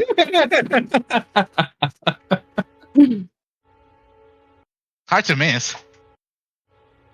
I wish I had a low portent. I don't. Right, then I guess he can come. I don't see why he's not. Maybe he's just don't speaks too much. Edmund's going to just glare at you, but he's not going to say anything. I'm willing to accompany you. I'm quite curious why this happened.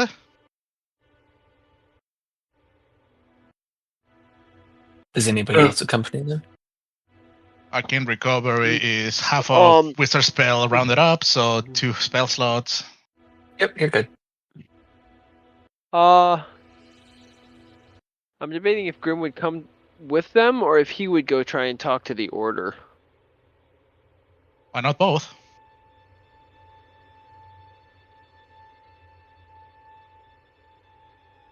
I'd We go can with all him, I the guess. order, I guess. I'll go with him. Okay.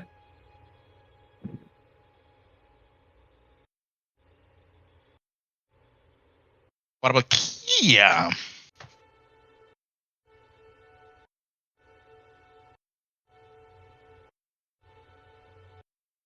What is she doing?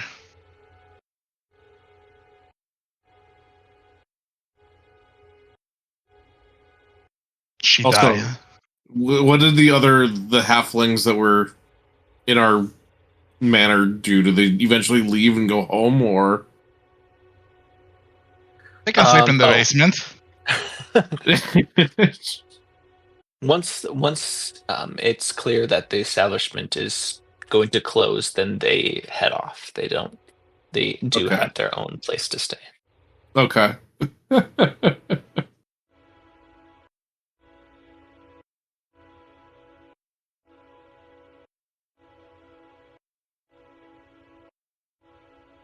Are you coming? Or do you just I'm here. hate us What's... all? No. Sorry, I heard my name. Yeah. Are you coming to the temple that makes automatons with us? Yeah. They are hiding Yeah. the automatons under the floorboards. They're And hiding puts- the automatons on these floorboards, aren't you? I'll tell Bart. Are we gonna also go to the gauntlet while we're out and about? I guess theoretically we could, yeah. At least just like stop by and I let them don't- know. I don't think we need to go to the gauntlet, at least not right now. All right, it's up to you. Okay. Just figured to put that out there. Oh yeah. Okay. So you all decide to head towards the. It's called the House of Inspired Hands. I don't like that. And this is the temple towards God. Which I'll bring you to the big old map so that you can see it's over to the left in the Sea Ward. Oh, first time of us going to the SeaWorld. Indeed. And so you take the evening time as the sun is descending into the distance. By the time you get to the House of the Inspired Hands, the sun is beginning to set. There's still light outside, but this is Waterdeep's Temple of Gond. It's on the corner of Seawatch Street and Shark Street in the Sea Ward. Dark Street? Shark Street, yeah. Yo, I don't feel so good in this dark. The House of Inspired Hands. Sharknado. Honestly, it looks like a cross between a temple and a workshop. The symbol of Gond, a toothed cog with 4 spokes, is displayed prominently. Now, as you walk up to it, you see the silhouette of a humanoid shape perched on the rooftop.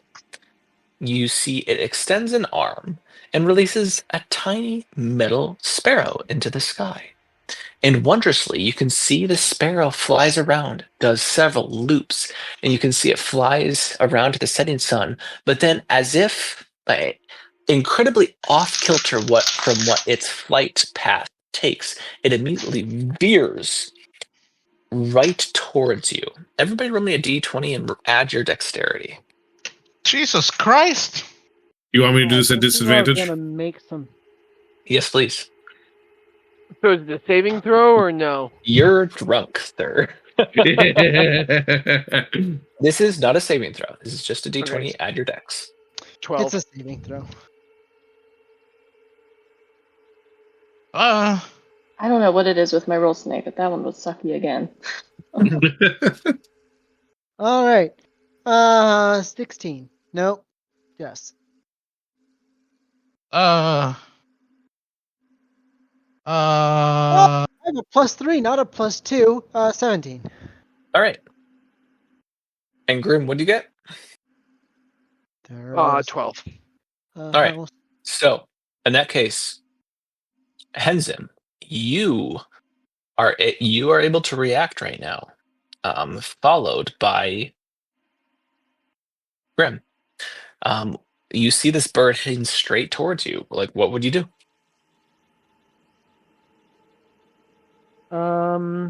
command. Have I seen anything like this before? No. I would step away from the party. Step Why away we- from the party. Okay. Why are we catching strays? I just saw a fireball blow up in front of all of us, and who knows? This might be another fireball. I don't have command prepared. Bummer. Okay. And I would try to, as an action, I would try to reach out to it with my mind to see if it's a being that I can speak to. You reach out to the bird. Mushy Yeah. mushy. No, you reach out and there is silence coming from this. There is no mind to latch upon. Beans. Ugh. Grim, you are able to react.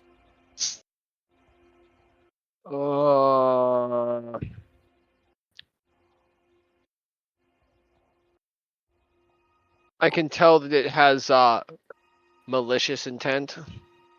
You can't tell that this thing has any intent. It just veered away from its normal path and is now headed directly towards your group. Although, Henzim has now stepped away. Blink and smack it. He can't blink. Yes, he can. When you I can can. teleport. You can tell that right now it is about 60 feet away. I would just heft my shield and sword and prepare for an attack, but not be the first to start swinging. Okay. So you are not the first to prepare. Okay, gotcha. Volker, surprisingly, Hi. you also get to react. Oh shit. As this thing loses any ties. Shit.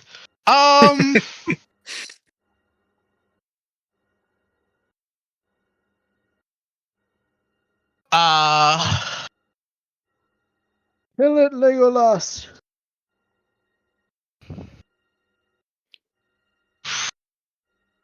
Too bad we don't have a ranger. I mean, I can do so many things on so little things.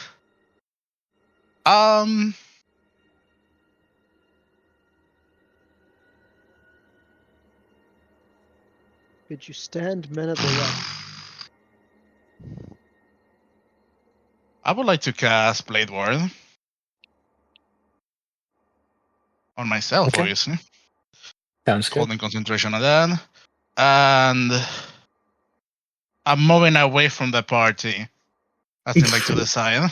I don't want no Alright. fireballs in my direction.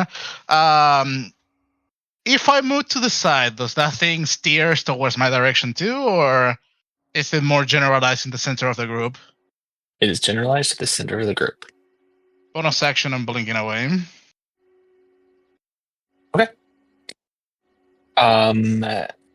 Oh boy. At this Can I point, specify how far away I moved?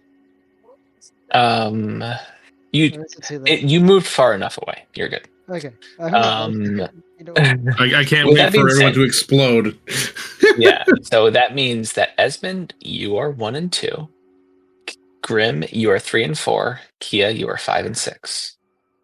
Oh. All right, Kia. As this bird, this metallic bird, just at not speed of sound, but the speed of a diving bird, your two short members immediately jump back, and Grim hefts his shield. This thing, with a natural 1, flies directly at you, Kia, and with this natural 1, I'll have you look cool with this. You step to the side, bring your elbow down, and just tip the bird into the ground. And with a loud shatter, this metallic bird explodes at your feet, sending cogs and screws all over the place. Oh no!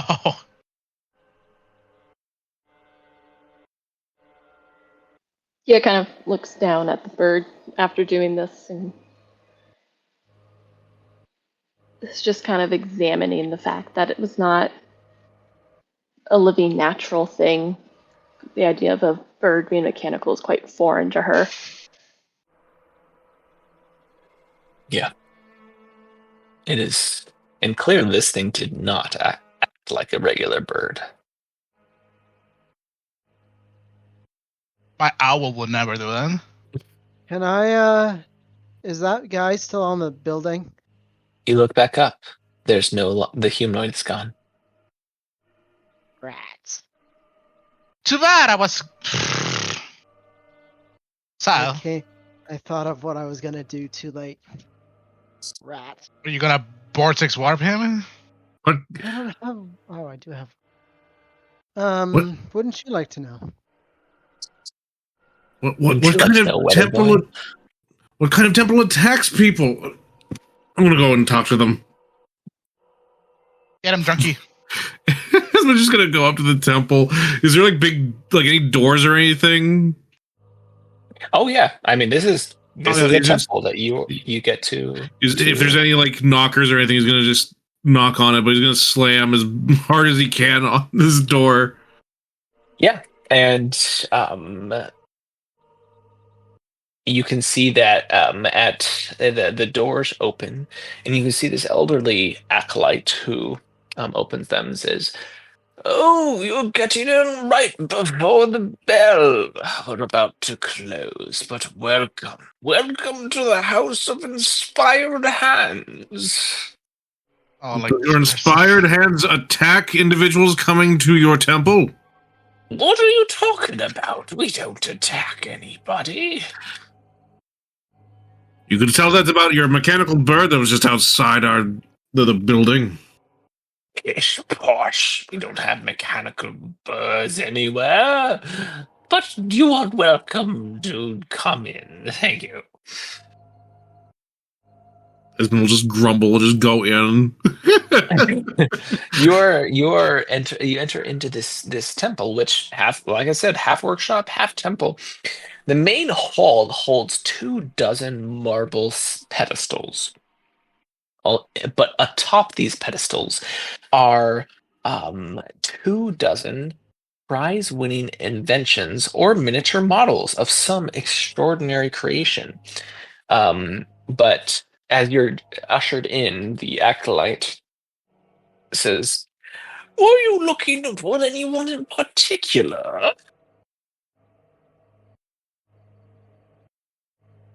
I'm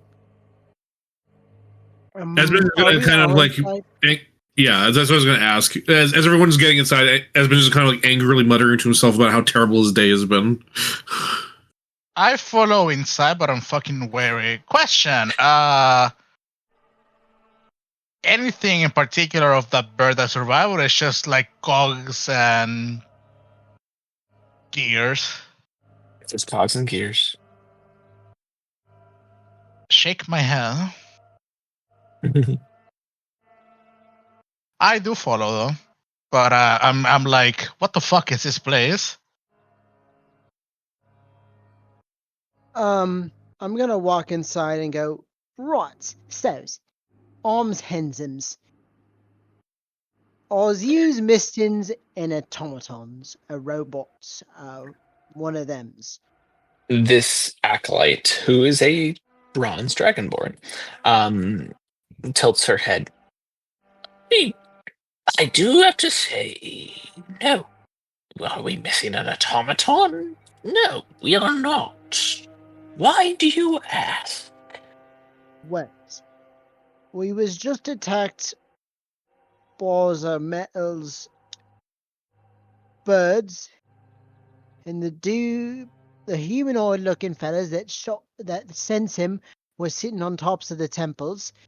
And earlier today's, our house was blown up with a fireballs that was thrown from, and I'm gonna quote here, what did she say? A stringless puppets. Really? Well, that sounds exactly like Nib. Who's? Nib is an automaton here that was gifted to the temple. Now, the mechanical bird, that's disappointing to hear. And I'm going to minor illusion an exact image of the bird. How noticeable was like the person in the background? Like, or it was just like a shadowy figure? You could see that this person looked like a mechanical puppet. Wow. Okay.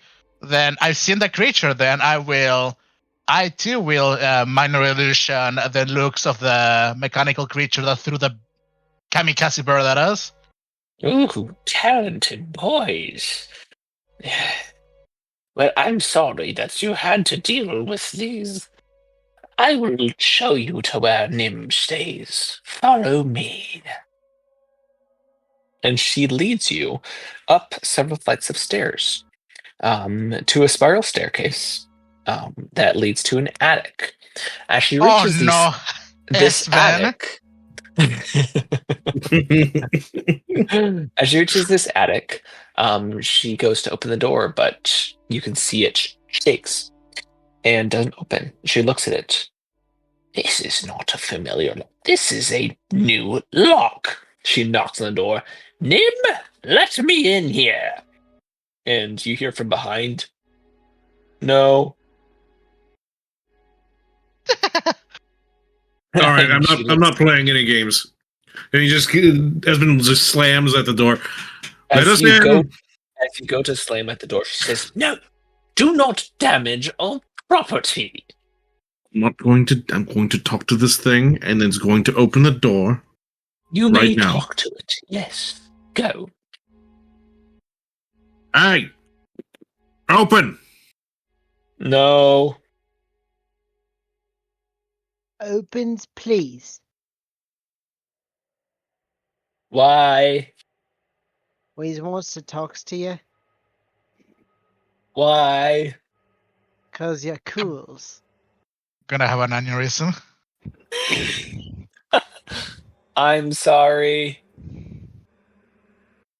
Wha- So No, the- It's not cold. It's your interest in to talks to. No. Yes. Right, I'm done with this, and Esmond is just going to cast Unseen Servant. Now, it doesn't say I can't. I have to see where it's being generated, right? Within range. It doesn't. Nope. Uh, I have utilized No. Unseen Servant and Mage Hand to choke somebody out from inside of their own throat. no, it doesn't say That's that you need to. horrible. I'm going to Yeah. spawn it to the other side of the door and just tell it to unlock the door. You cast a spell, and the lock goes. Click. Oh no! And you're able to enter, Esmond. Open the door. See? Oh no. No damage. As the Dragonborn says, good. Now be wary. Nim has very simple words. Might not be able to understand you or make itself understood very well. Don't damage our property. Why would we damage it? Hims, thems, hers. Because it belongs to us, and I can't trust riffraff off the street. You always But- looks like Riff Raff, and I'm in Yes. my nice clothes. What did you call me? Riffraff!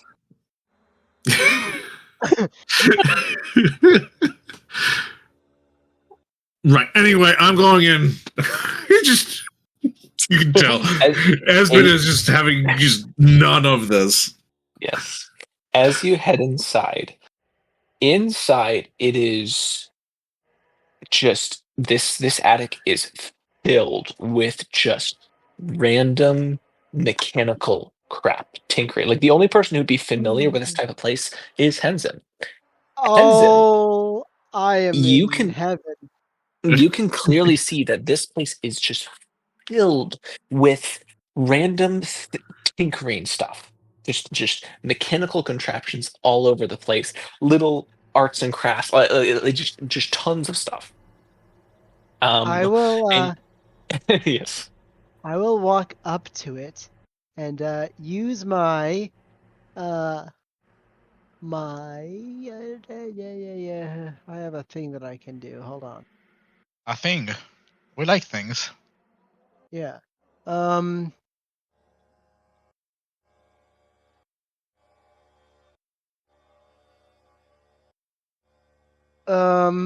I will use my indentation to create my fancy little thing, and I'll create with some of these tinkerings a little music box, Oh.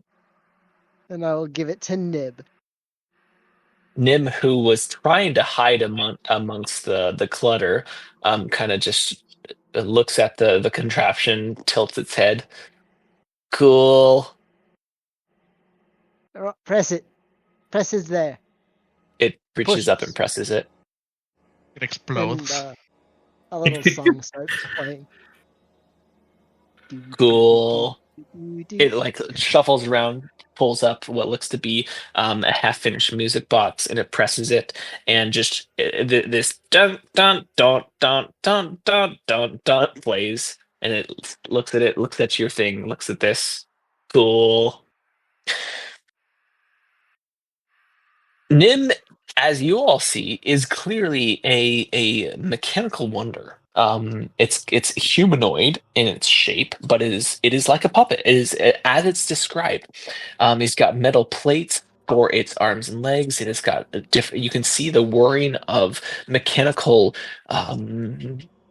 stuff inside in its neck and its joints. You can see it's working, and yet it's able to communicate to you in this way. Like, this is something that is quite fantastical to hear everyone hear. I have a question. Yes. How does his room look like? Once we It's step pigsty. in, what do we see? It's a pigsty. There's tons of contraptions and different what? stuff. Pigsty. It's a mess. Oh. Yep.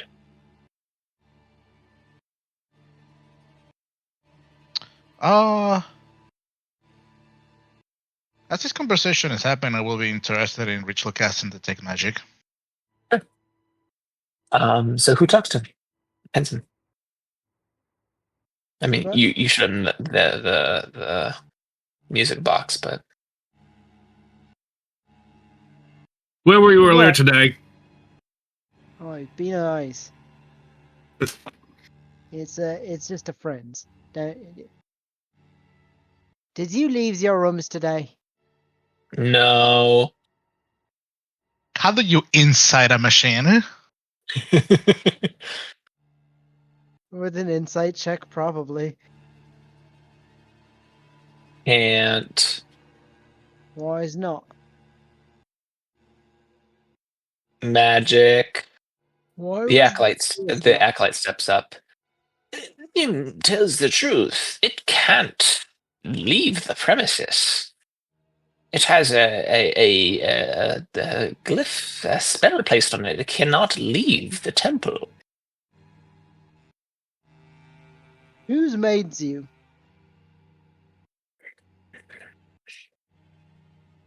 Nim was gifted to us by a wizard. Let's find where's this information. I know this information.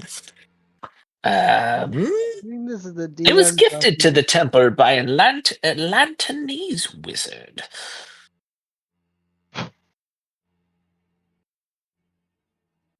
Did you seize him? See who? The wizards.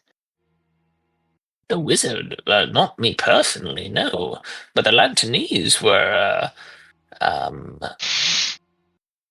Let's see. Lantern. I'm getting so many ads. I can't actually read this information. Hold on, just a moment. How you need to learn the spell Ad Blocker. I need to learn the spell Adblocker. Yes. No, it's an island of primarily rock gnomes and humans, but Nim was gifted to the temple, and so we've found use of Nim, and Nim's able to be here up in the attic, and this is where its domain is, but no, it's not allowed to leave the premises. And That why was were many years those? ago. And why were those glyphs placed upon them? Well, you don't exactly want a sentient automaton running around the city now, do you? Well, there is one. There's what? There is ones running around the city. Oh, that And can't trying be to possible. blow us- and it's trying to blow us up. Nim's I one of a mean- kind. If that's the case, then why were the descriptions of ones by Troll Skull Alley and Lonely. one outside of the Lonely? Nim hangs its head. Lonely. I mean, Made. Friend. Wait. So you What made is something? You made yourselves? Yes. Ran away.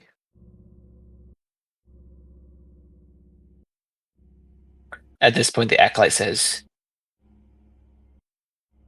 You made another one? Nim, this is wrong. You will have all of these inventions confiscated. She heads down the stairs. What? How much would it cost for Nims to come live with us? She's gone at this point. Fiends! How's my detect magic casting going? There's odd bits of magic, but there's one in particular that sticks out to you. You see Oh? a 1 foot long copper contraption with an umbrella-like metallic protrusion at one end, and you can see that it has an aura of divination magic around it. Hey, I like divination. I don't like divination, actually. Fuck! But actually, I may like divination. I would be drawn onto it, considering that it's the... I would assume it's like the most noticeable magical creation, Yes. right? It is. I will show it to Nim and ask, what does this do?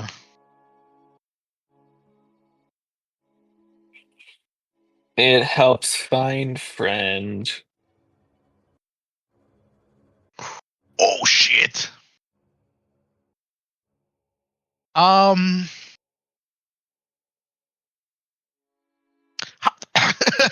how does this mechanism work? Would I have to cast Identify to figure it out, or With any I detail, will- yes. Cast your spell, retard. Or you could just ask Nim. I was about to say is like if I hand it to him, if they can show us how friend help. How find Nim help. grabs Nim grabs it, holds the handle, and nothing happens. Friend gone. Then, provided I'm allowed to take it back, then I will cast Identify. Yeah. When you cast Identify, when you activate it, the device, Nim is what is called a nimble right. The fuck is that? Yes. When the activated device comes within 500 feet of a nimble right other than Nim, the umbrella begins to spin, whir, and click. The spinning, whirring, and clicking accelerates as the distance to the target lessens, reaching maximum velocity and volume when a nimble right other than Nim is within 30 feet of the device.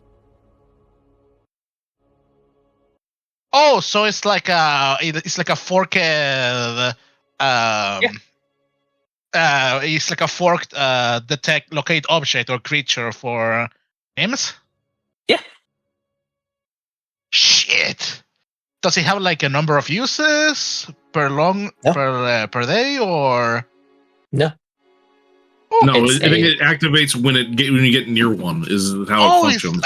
it's like a passive activation. Holy shit! It's you have to say, "Hey, I'm doing this," Okay. but it's unlimited uses.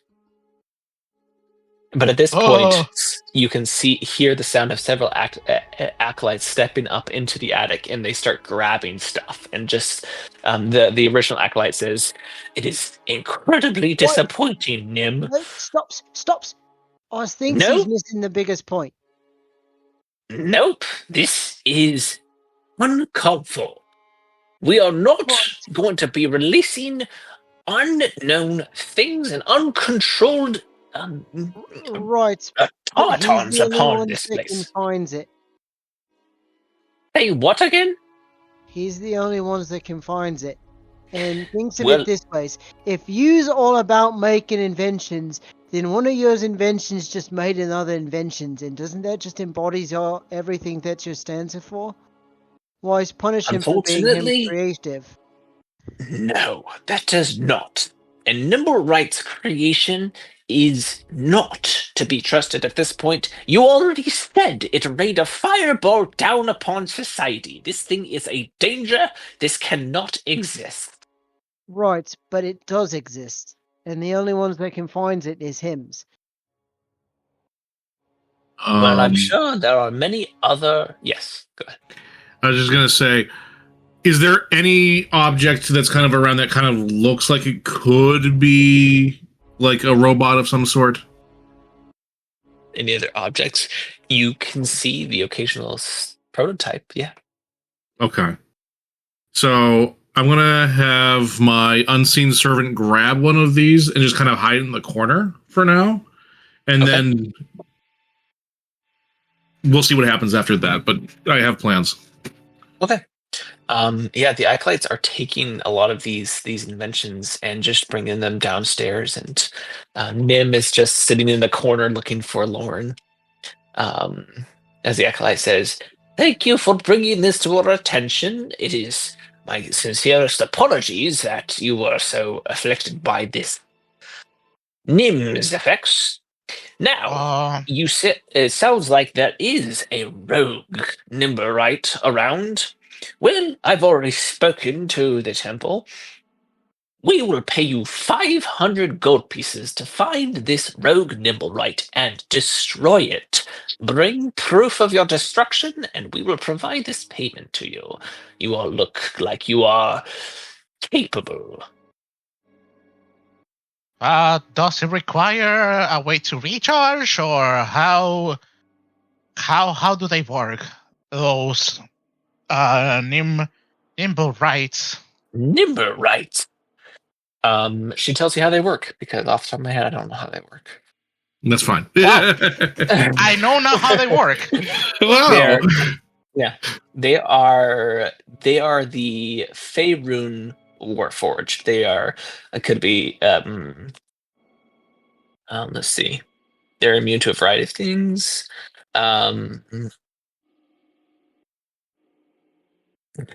They're dangerous.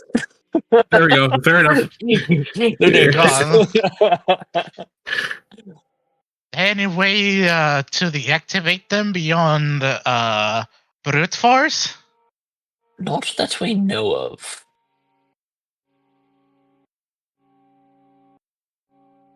And we borrows Nims to help us find the others Nims.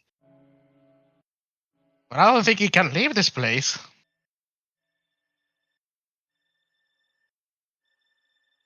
Was they cast it, can't they uncast it?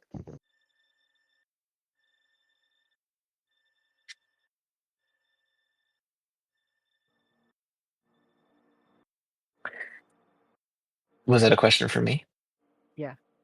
Yes. It was a why can't it Right. leave? Yeah, I'm trying to convince the acolyte to let us use Nim to help Oh. us catch Nim. I see. I think it's tease.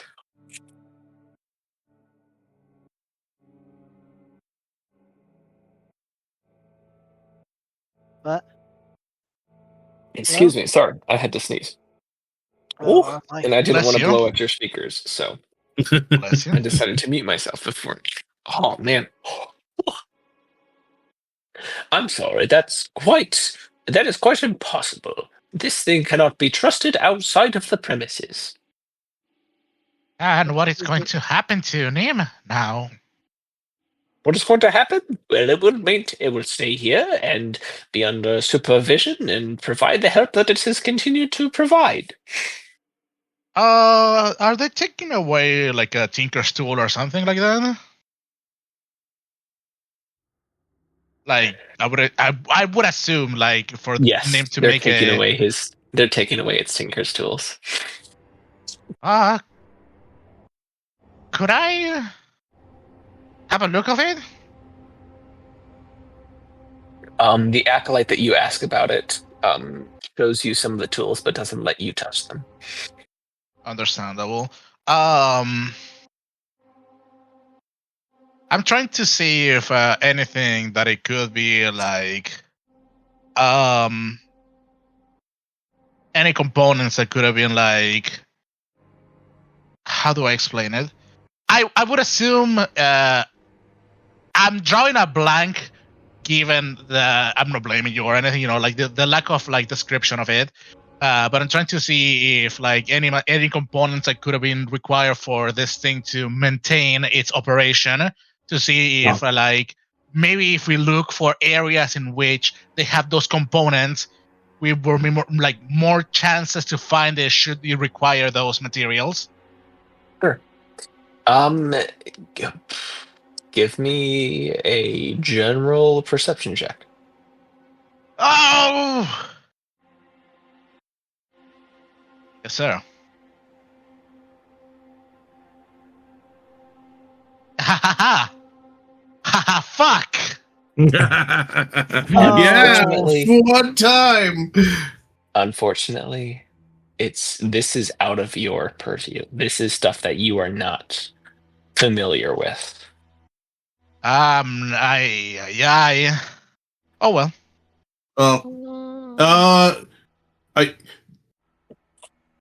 You do have an inspiration. I don't know if that works off of a luck. I'd allow it to.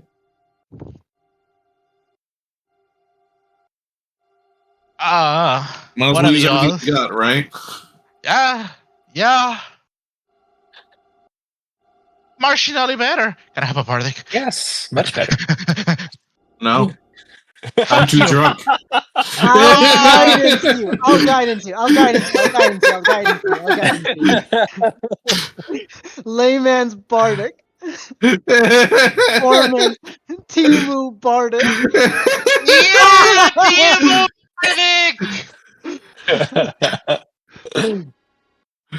bardic. You are able to, off the top of my head, I don't have like specific stuff that would need, but you are able to look around at some of the maintenance required so that if you see similar stuff, it will stand out to you. Tight. Good to know. Yeah. I'm telling the recap every single session. I'm gonna walk over to. I'm gonna walk over to Nim. Yeah. Nim has been left alone in the corner at this point. That poor thing. Do we still have the object that can locate these other Nims? Unless I take you from my hand. Okay. It is time to go to war. There's a temple that must be torn down. Alright, that's quite unbecoming of you, man.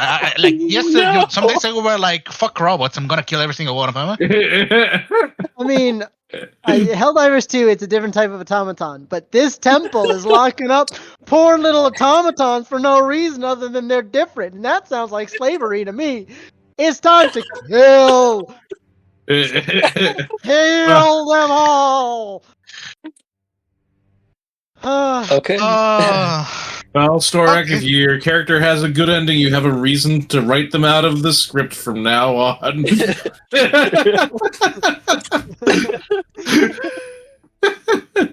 Oh dear. What have I done? Right. Nims. How do we find your friends? Where would he go? And what's his names? Man. Oh, that's a good question. Let's see. Just a second. Let's see if I have that.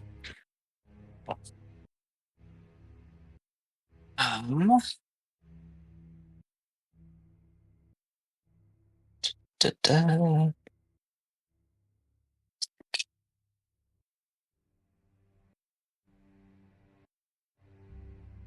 The I don't think it has a name. Which means I need to have a name. I want to make sure I don't give you guys the wrong name. See? I want to make sure. Hey, here. man. Let's see. I mean, if you give us the wrong way, you can make it the wrong version, the right version. I mean, That's true. You know what? Yeah. Nim looks up. Con. His name's Con. Con. on the scene, the deity. Con. Ton. Oh, Con. okay, so it's a fatty. And Yeah, spelled like ton. Ton. oh, okay. I get it Ton now. ran. Do you know why he tries to kill us? Looked up at you. Shakes its head. Well, do you wants to kill us, anyone? Shakes its head. No. Sorry. I mean, there's nothing to be sorry for. It's kind of cool that you made it. Right, now here's the other things. What can it do? Kill.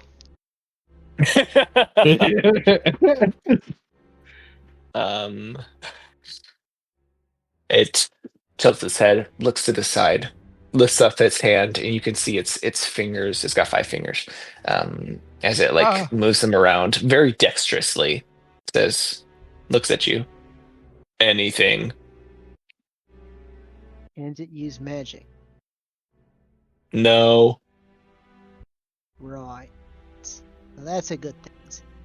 It'd be hardest to find if it could use magic. Yes.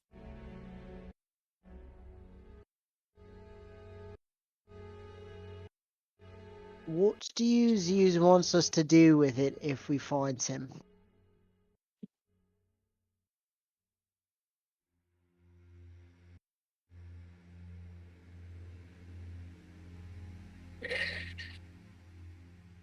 It's like it being a robot, it can stop completely. And that's what it does. It stops completely as it considers your question. I will just patiently wait for him. TikTok, Save TikTok. it. What do you say? Save it. Save We it. keep it away from the acolytes? Does you want it to come here? Or was they kill it? Crazy. It is crazy. All means I'm crazy too, so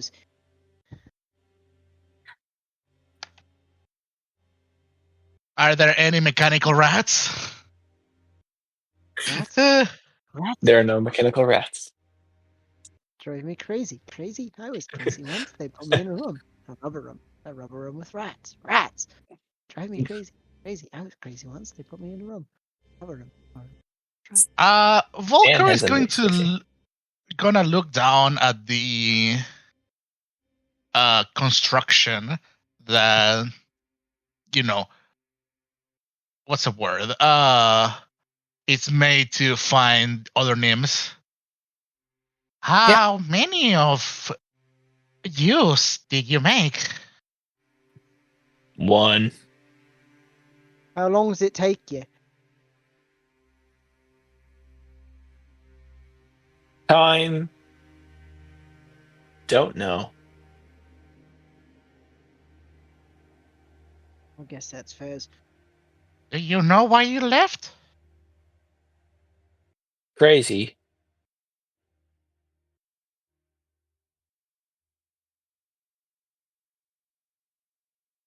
Volker is gonna slump down. It's gonna think.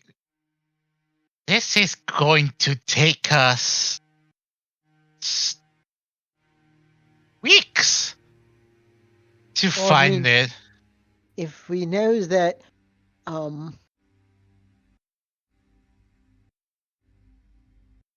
if we can, Nims, can we use that?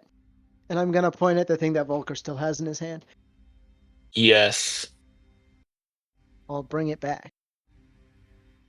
I'll promise. Thank you. I made to find Ton. Can you make it have more range? More sense No. from farthers away? I'm gonna look at Volker. Can you do that? I will have to, research this thing to see what I can do with it. But I'm not that much of a crafter Well, myself. if you can tell me, I might. I'll do what I can, but know someone that could build it if you tell us how to make it better.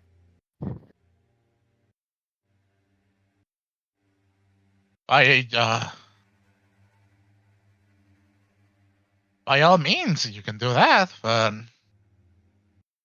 We'll see.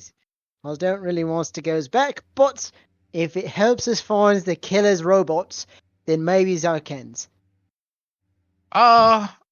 question, DM, because this thing maintains operational as we use it, which means that we are more tied to our ability to traverse to the city, and the city is humongous with a billion fucking words. Mhm. What ways do we have? Like, are there? No, I guess it would be like a caravan, but caravans are like slow and clunky. There are Griffin Riders. Oh shit! There are Griffin Riders. Which Grim You're apparently so has worked right! with in the past. Oh my god! Can you pull a favor? You've been There's rep another grinding. reason Can I you brought pull a it up. favor? I don't know what my rep gives me in terms of that kind of thing, but possibly. You got a drinking buddy. Well, you better get on it, buddy. Oh my god, we're going there. Well, I guess probably tomorrow, but we're going there. Listen, I can have maybe I can convince. Listen, okay, meta wise, if you can figure out how to make the range on this thing bigger, I might be able to take this item back to my parents and maybe have them tinker something together and make it range longer while Grim finds us a drinking buddy to ride around on a griffin to find this guy. Oh my god, yes! It's coming together, guys. I'm quite happy that we have like somebody from the Gauntlet and from the Watcher Guild. We just need somebody from like the actual police. We're set. Whoop, Have whoop. Is the sound more, please? Whoop, whoop. Watch Okay. Order of Magics. So, as we finish this night, you guys exit the temple and head back to Troll Skull Alley. What is your plan next week? I think we just decided it. We just decided it. Starbuck is gonna have an awkward conversation with his family. Maybe we might have to no, that's meta. Because we might have to make sure you don't get killed. That's if I die, it's okay. Don't worry about it. And then Grim gets us a griffin. Okay. That seems to be like our first order of business to decide. I mean, Music, Greg, or Jockey. Yes, it is. Yes. I'm trying to think, because that's only one half of the deal, the situation that we have. We're currently looking for the murderer, but we will have to. There's so many more. There's more things in this picture because we're looking the person that perpetrated the firebomb, which in on itself it's a big Right. reason. But at the same time, we need to know why. Why were they chasing the goblin, and why did Ton try to intercept I this? think it's all connected. What if Ton, because Nim doesn't want to kill anybody, why does Ton want to kill somebody? Okay, maybe the person that got Ton to kill somebody is the reason why they were chasing the gnome, because they're all wrapped up in it together. And it's not three separate things, it's one thing connected with three different ties. Hard to say. See? It's like, yeah, I mean, we had to figure out why they were chasing the gnome. And where did that person live? And who, I guess, hired or made Ton attack them for? Right. No, exactly. I would be, because I think this is beyond what I can do. Obviously, I don't have a way to assist Handsome with his family thingy, while, Grim is doing the Griffin thing. I myself would probably be interested in trying to see if I can figure out who hired Ton, or if I can decipher who those cloak armed people were,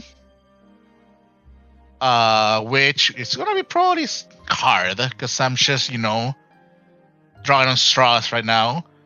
But that's a planned thing that I have that I could do. Okay. Well, this week, go ahead and kind of think about how you want to go ahead and accomplish that. So, Grim, I assume that you're going to do Griffin renders. Did you also want to talk to the Gauntlet? I'm debating on that one. I might talk to you about that more. Yeah. Don't worry, send me those I want to messages. know some more about how the Gauntlet views certain things. Yeah. And Kia, I know you're kind of along for the ride right now. What would you be doing?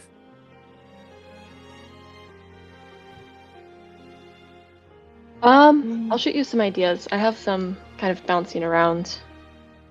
Like, are you talking? This is for next week, right? Yeah, this is for next week. Yeah. I'll have to write them down. No worries. I have a question, Mr. DM, now that I remembered. Yeah, what's up? What is the price of those 5 large gems that I got from Mr. Gnome? You'd have to get them appraised. I'm fairly certain I can do that. Boy, I'm sure glad that we took potential evidence from a crime scene because of money. Yes. I'm sure Yes. there isn't any missing information that could have been gleaned from the money or these gems that were just in someone's bag.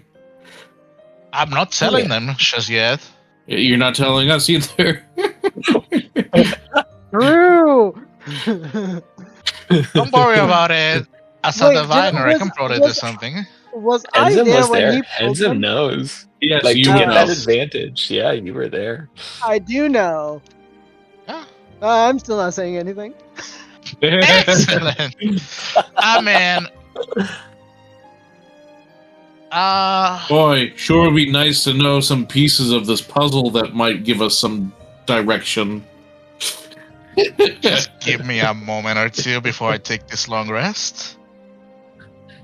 All right. Well, we will end this session and pick up next week, as Next week a lot is has the happened.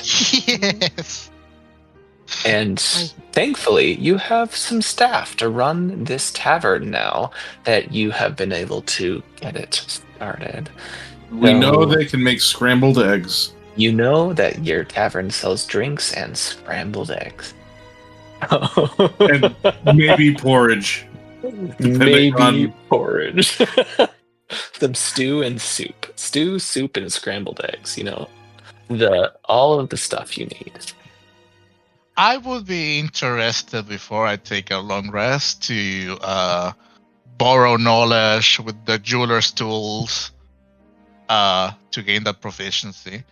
In the jeweler's tools description from Senator's Guide of Everything, it says that if you're proficient, you can identify gems and determine their value at a glance. Yeah. Okay. Well, we'll pick up next week with that. Thanks for joining me on this game.